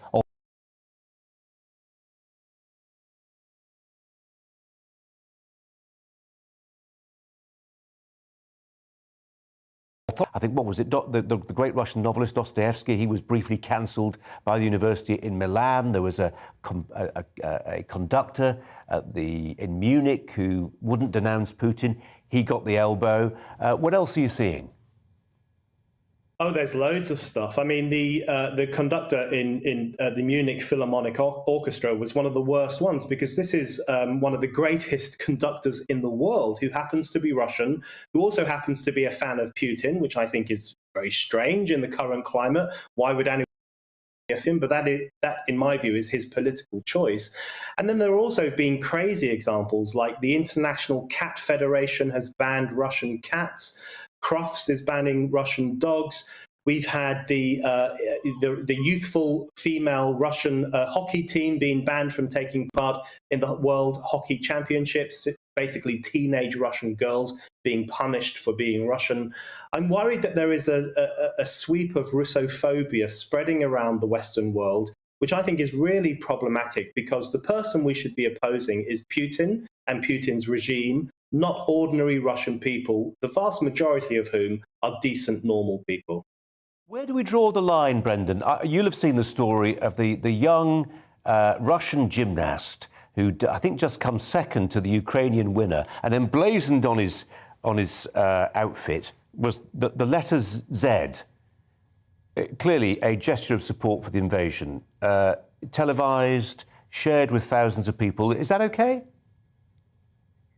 In my view, he's a real toe rag, to support this invasion, this criminal, barbaric invasion of a sovereign state, I think is a very despicable thing to do. So I don't have any truck with his point of view. I don't have any truck with his political beliefs. But, the other problem is that we have politicized sports over the past few years in the Western world and around the world. We've allowed people to symbolize their support for Black Lives Matter, to say that they like Palestine or whatever is the current fashionable issue. When you politicize sport in that way, you have to expect that other people will make political comments that you don't necessarily agree with. So the broader problem here is, I think, is the politicization of sport and the politicization of culture more broadly. You can't then control what kind of political statements are being made.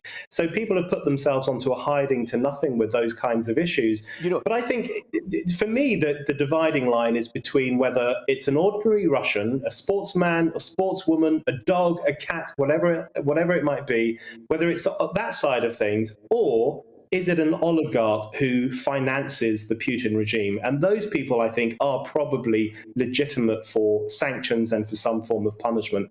We have to maintain that distinction. Otherwise, we will be collectively punishing the Russian people, which is a really questionable thing to do.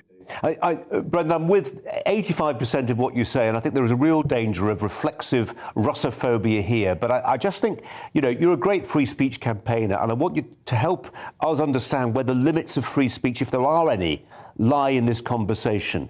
So, for instance, I mentioned the gymnast, but what about, I was looking at pictures from earlier today from an Australian city, it's a substantial demonstration. I mean, scores of people, Australians of Russian heritage who were demonstrating, brandishing their national flag, Russian flag, and with the Australian flag as well, pro-Putin slogans, chanting pro-Putin messages. Lawful demonstration? Moral? Where's the line on that one? I think it should definitely be lawful, and it should definitely not be banned or censored. Whether it's moral or not is a different question. In my view, it's not moral. I think it is completely immoral to support the Putin regime and what it is currently doing to Ukraine, which is unconscionable in my view. The invasion of a sovereign country is despicable. It is anti-democratic, it is violent, it is imperialistic, it is chauvinistic, it is bigoted. It is really an unspeakable thing that the Putin regime is doing. But if we believe in freedom of speech, as I do, then we have to support people's right to say that they support this criminal act. And I would even go so far as to oppose the banning of Russia Today and other Russian state outlets, some of which were being broadcast in the West. For two reasons. Firstly, because that's simply illiberal. It's censorship. Why would we say, we are the West, we are pro-freedom, we are pro-democracy, but we're going to censor you if you are too pro-Putin? But also, it will backfire, and it's already backfiring. The Putin government has banned the BBC, which was being listened to by numerous Russians and Ukrainians, of course, who want to hear a bit more of the truth of what is happening in this conflict. That's now been banned in a tit-for-tat action. So censorship is never the answer to any problem. It is always better to have freedom of speech and to allow people even to say horrible, wrong things rather than to clamp down on free discussion. Brendan O'Neill, fascinating as ever, raising some really important questions. Thanks very much indeed. Olivia Utley, the Daily Telegraph, alongside me, to reflect, I think, on that really important point that Brendan raises there. People will disagree with him in droves. But on the point about the demonstration, if we just turn our thoughts to the demonstration, permitted in Australia, not sure which Australian city it was, if there was to be a pro-Putin demonstration in the centre of London by Putin supporters, how would you feel about it? I would hate it, but I do think that the point that Brendan O'Neill makes there, that cutting down on something like that, or trying to ban it, can actually end up being counterproductive. If there were to be, and that's a huge if because there wouldn't be, and that's sort of the point, if there were to be a pro-Putin demonstration in the middle of London, it would look ridiculous. There would be a very small amount of people, and there would be far more people on the streets, obviously shouting at those people who are pro-Putin. But at some point it becomes a public order problem, doesn't it, for the police? Yeah, it does. I mean, and that's not the question. If people are attacking members of the public or whatever, then obviously that is illegal. But if it's a peaceful demonstration, that is legal. And I think it should be allowed, mainly because it makes them look stupid. Otherwise, these people become martyrs, and there's sort of an assumption among them that there's more support for their cause than there is. I think if they're just out on the streets, see how few of them there are, we're all there realising that they look absolutely ridiculous, that's probably the best way to deal with them. And I think in this case, Olivia, for now, thanks very much indeed. Coming up after the break, I'll be talking to my fellow GB News presenter, Calvin Robinson. He's gone quiet on Twitter recently. We'll explain why. But first, the latest news headlines with Polly.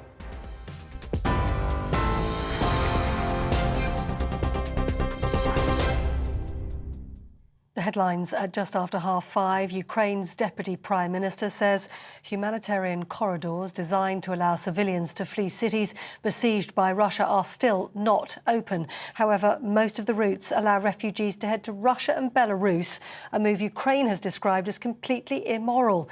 Previous attempts to introduce corridors have also failed, with civilians coming under fire despite ceasefire arrangements. And the Dutch Prime Minister today claimed Russia has been using cluster bombs in Ukraine, which are banned under the Geneva Convention. Speaking alongside the British and Canadian Prime Ministers, Mark Rutte said, "We can only guess what Vladimir Putin will do next." Meanwhile, Boris Johnson said more needs to be done in supporting Ukraine, but he announced a further £175 million available in aid. Downing Street has added, though, that sanctions against Russia will affect the cost of living in the UK. Boris Johnson says all options are now on the table when it comes to Russian fuel.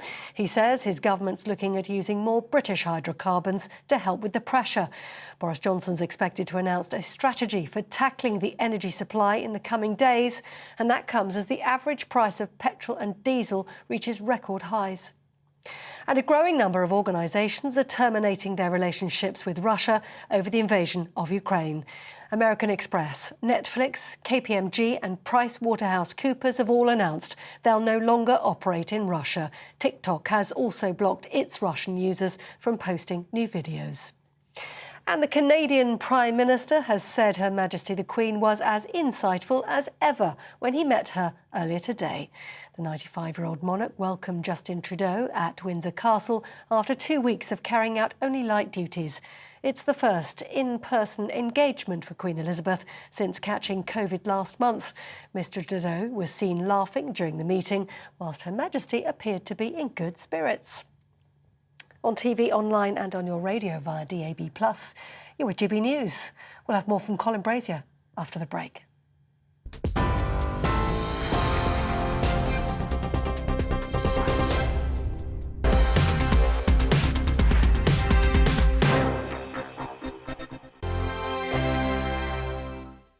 GB News is the UK's home of discussion and debate from all perspectives. To stay up to date on the latest stories, make sure that you subscribe to the GB News channel right here on YouTube. You can watch us live 24/7 across the whole world. You can also check out exclusive content and catch up on previous episodes of your favourite shows. Every day, we ask the questions that you'd ask, so why not add your voice to the conversation in the comments section? Don't forget to subscribe. We are GB News, Britain's news channel. Every night at 11 on GB News, we bring you the next day's stories the day before. Basically like time travel. If it's a big story, we'll cover it, guaranteed. But we'll also have some fun along the way. Big opinions, big laughs. Sometimes big hair. This is Headliners, the paper review show that won't send you to sleep like the others will. 11 p.m, 7 nights a week. Join us.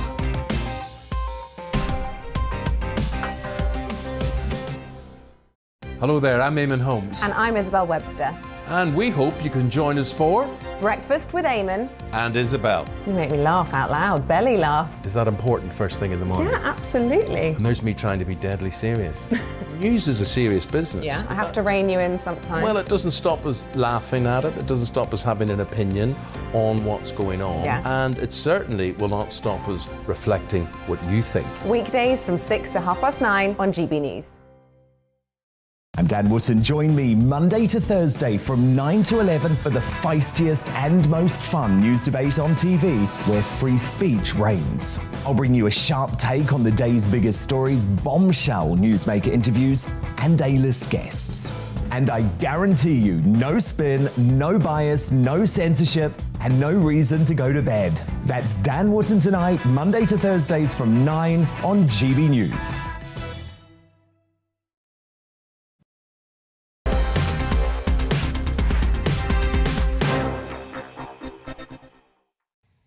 Welcome back. You're with Colin Brazier on GB News, on TV, online and on digital radio. 21 minutes to 6. Have you given anything up for Lent? The Christian season of penance began on Ash Wednesday, ends at Easter. My GB News colleague Calvin Robinson is one of those who's decided to renounce something. He told his 148,000 Twitter followers, there it is, that he was giving up Twitter. Calvin joins us now from Oxford. Calvin, welcome to you. How do you feel now? Have you detoxified yet? Or are you detoxifying? I think I'm still detoxifying. I wake up in the morning and think, I have no idea what's going on in the world. What if the war's reached Great Britain? You know, I get all of my news from Twitter. I like to have different perspectives on what's going on. And I've had to resort to picking up the newspapers again and reading one very clear bias of what's happening. And it's not as immediate, is it? No. Have you found yourself with more time on your hands?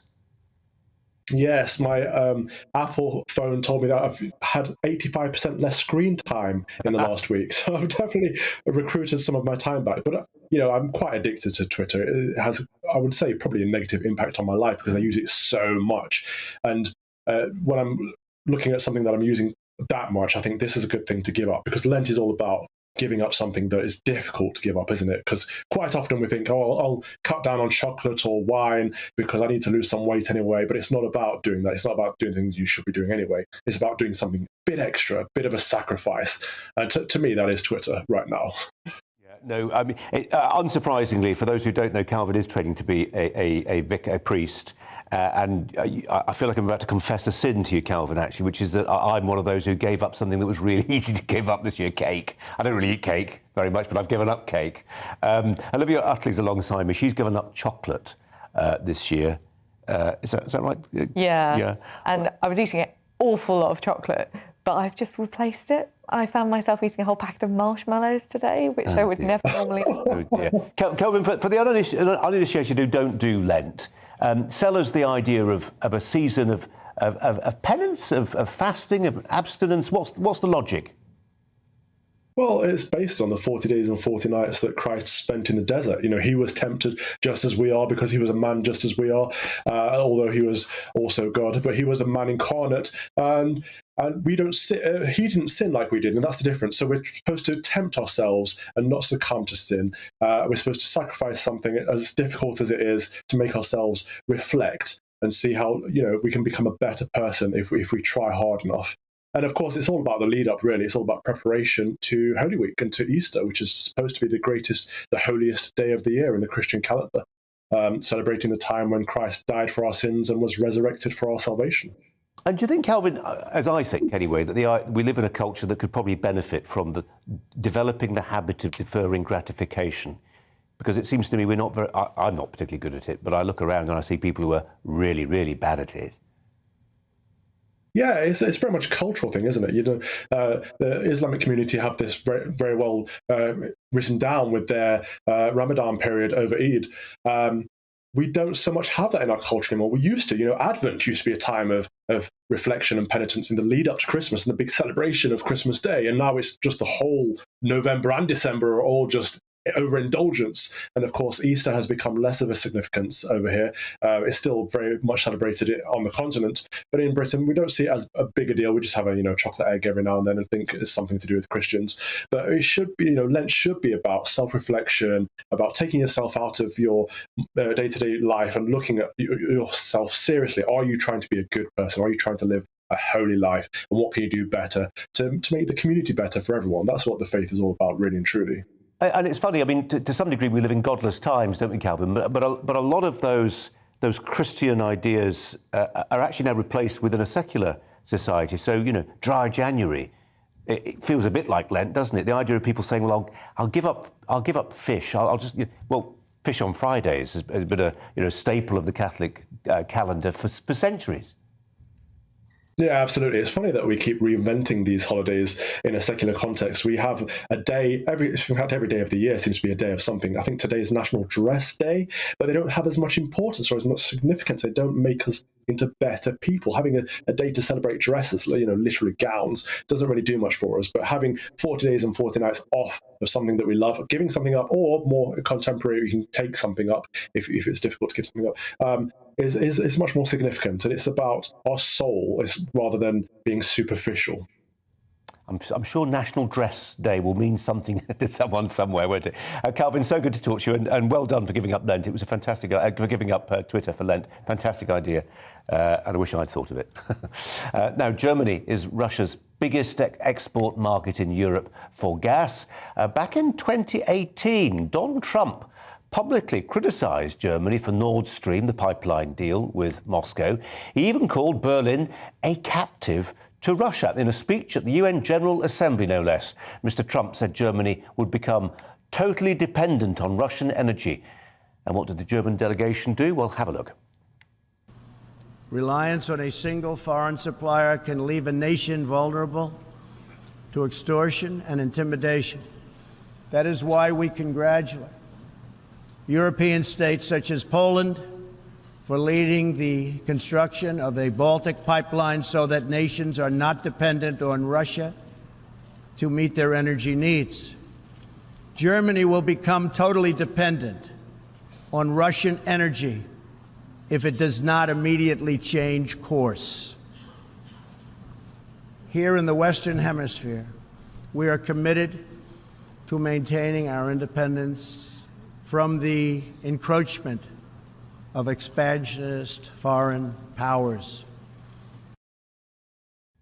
I went and checked the tape. That was in real time the reaction of the German diplomatic delegation at the UN. They were incapable, as diplomats ought to be, of hiding their feelings, and I would say quite derisory feelings, towards the leader of the free world, as was Donald Trump. Well, a former Trump advisor, Dr. Sebastian Gorka, listening to that, and I'm sure perhaps remembers the occasion, Seb Gorka. Well, they're not laughing anymore. Well, it's strange. We were accused of being the warmongers in the Trump administration.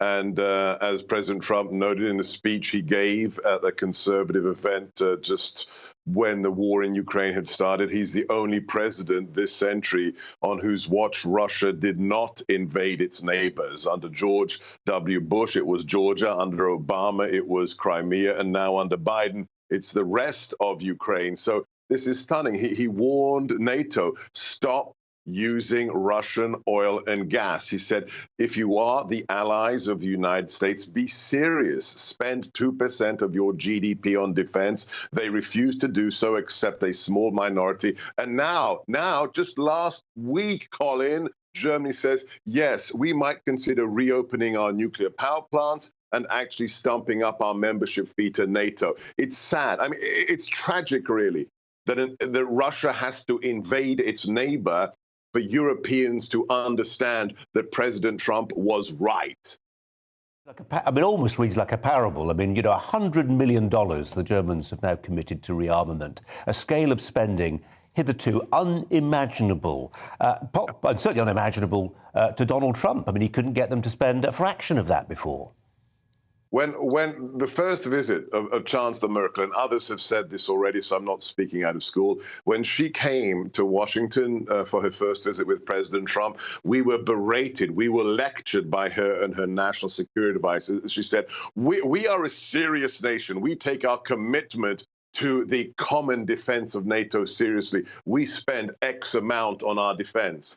We pointed out to her, Colin, we said, our president has just signed a bill to increase our defense budget by an increment that is larger than the German defense budget in toto. You are not serious. Our increase is bigger than your annual budget. Now, finally, they take it seriously. But look, they chose this direction. When Gerhard Schröder left the chancellery, as the head of the German state, he became the head of Gazprom in Russia. They have been using 30% of their energy influx. Their imports are coming from Moscow. So it's shocking that Ukrainians hiding in, the underground, refugee streams into Europe are the moment when Germany and others say, yeah, perhaps we should be serious about our defense. It took a war for them to realize that our president, the prior president, was right.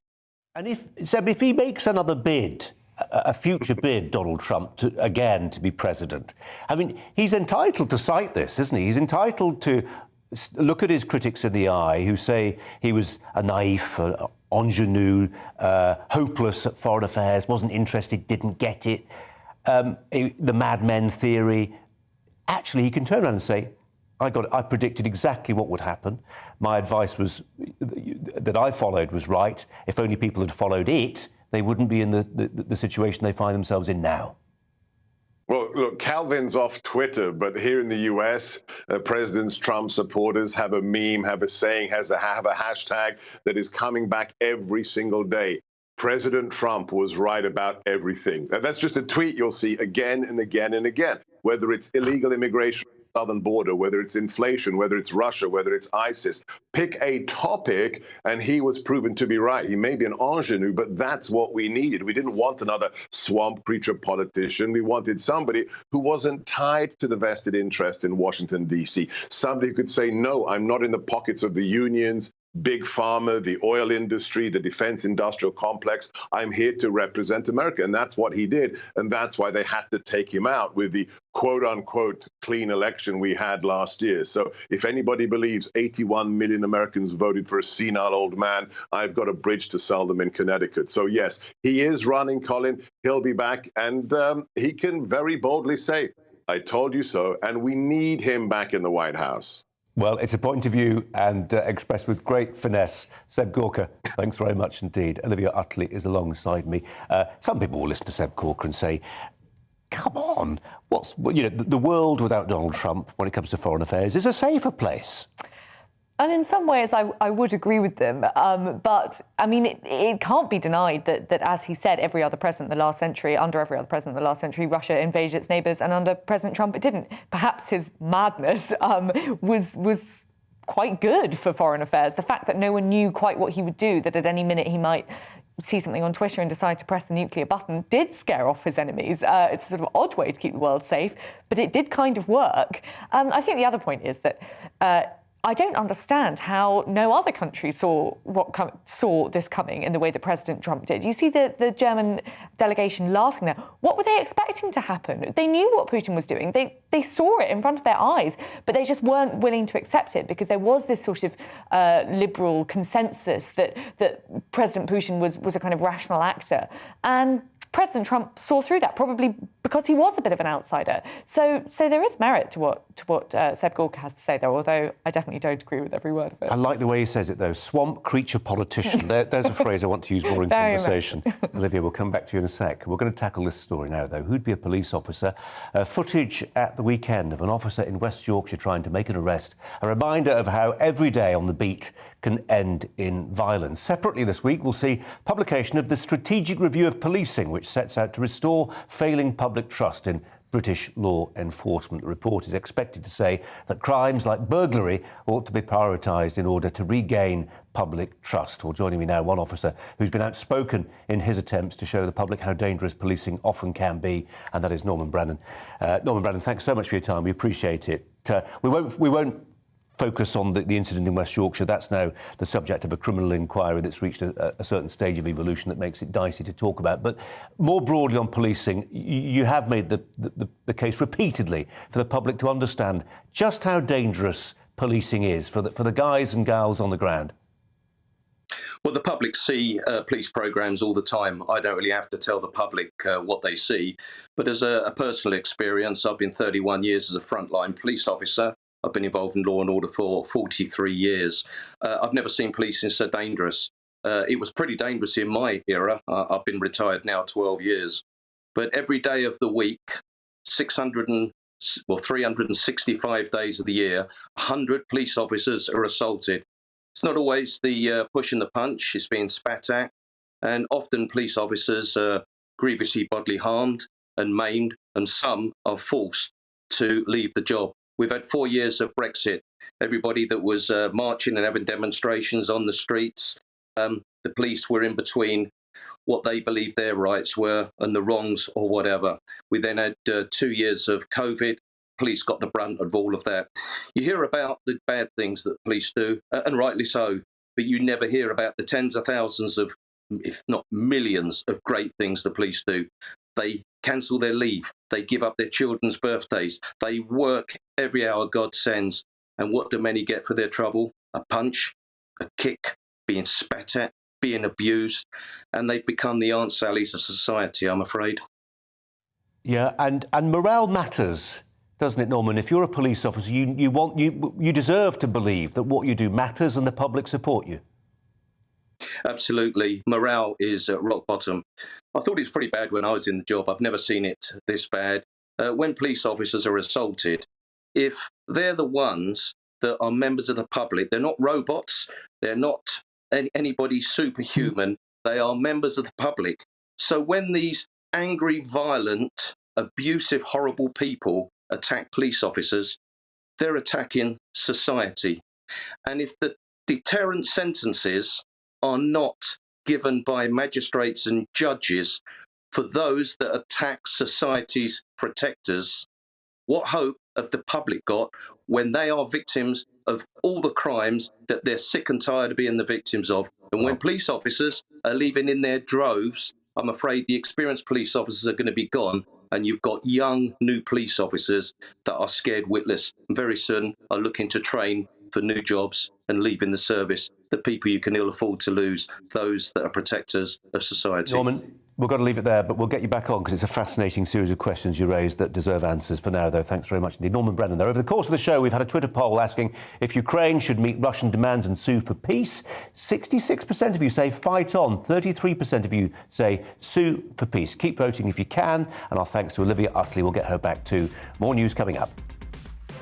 Hello again. It is slowly but surely getting milder this week, but it's certainly going to be another cold start tomorrow. The breeze picking up, and so, although it'll be sunny again across much of the east, further west we are going to see some showers. These weather systems are trying to edge in, but it's a slow process because high pressure is continuing to dominate, sitting to the east of the UK, allowing the winds to be fairly brisk today across the south and still fairly breezy overnight, cloud drifting northwards. But for many, it'll be a dry night with clear skies, and as the skies do stay clear, temperatures will tumble down close to freezing, even in towns and cities, some below, maybe -2 in Birmingham. Elsewhere, 0 to +1, maybe just 1 or 2 showers across West Cornwall. Certainly here tomorrow, we'll see the cloud thickening, and for Northern Ireland, with a bit of showery rain by the afternoon. But for the bulk of the UK, it's a cold, frosty start, yes, but then fine and sunny by and large, with the sunshine lingering across eastern England and Scotland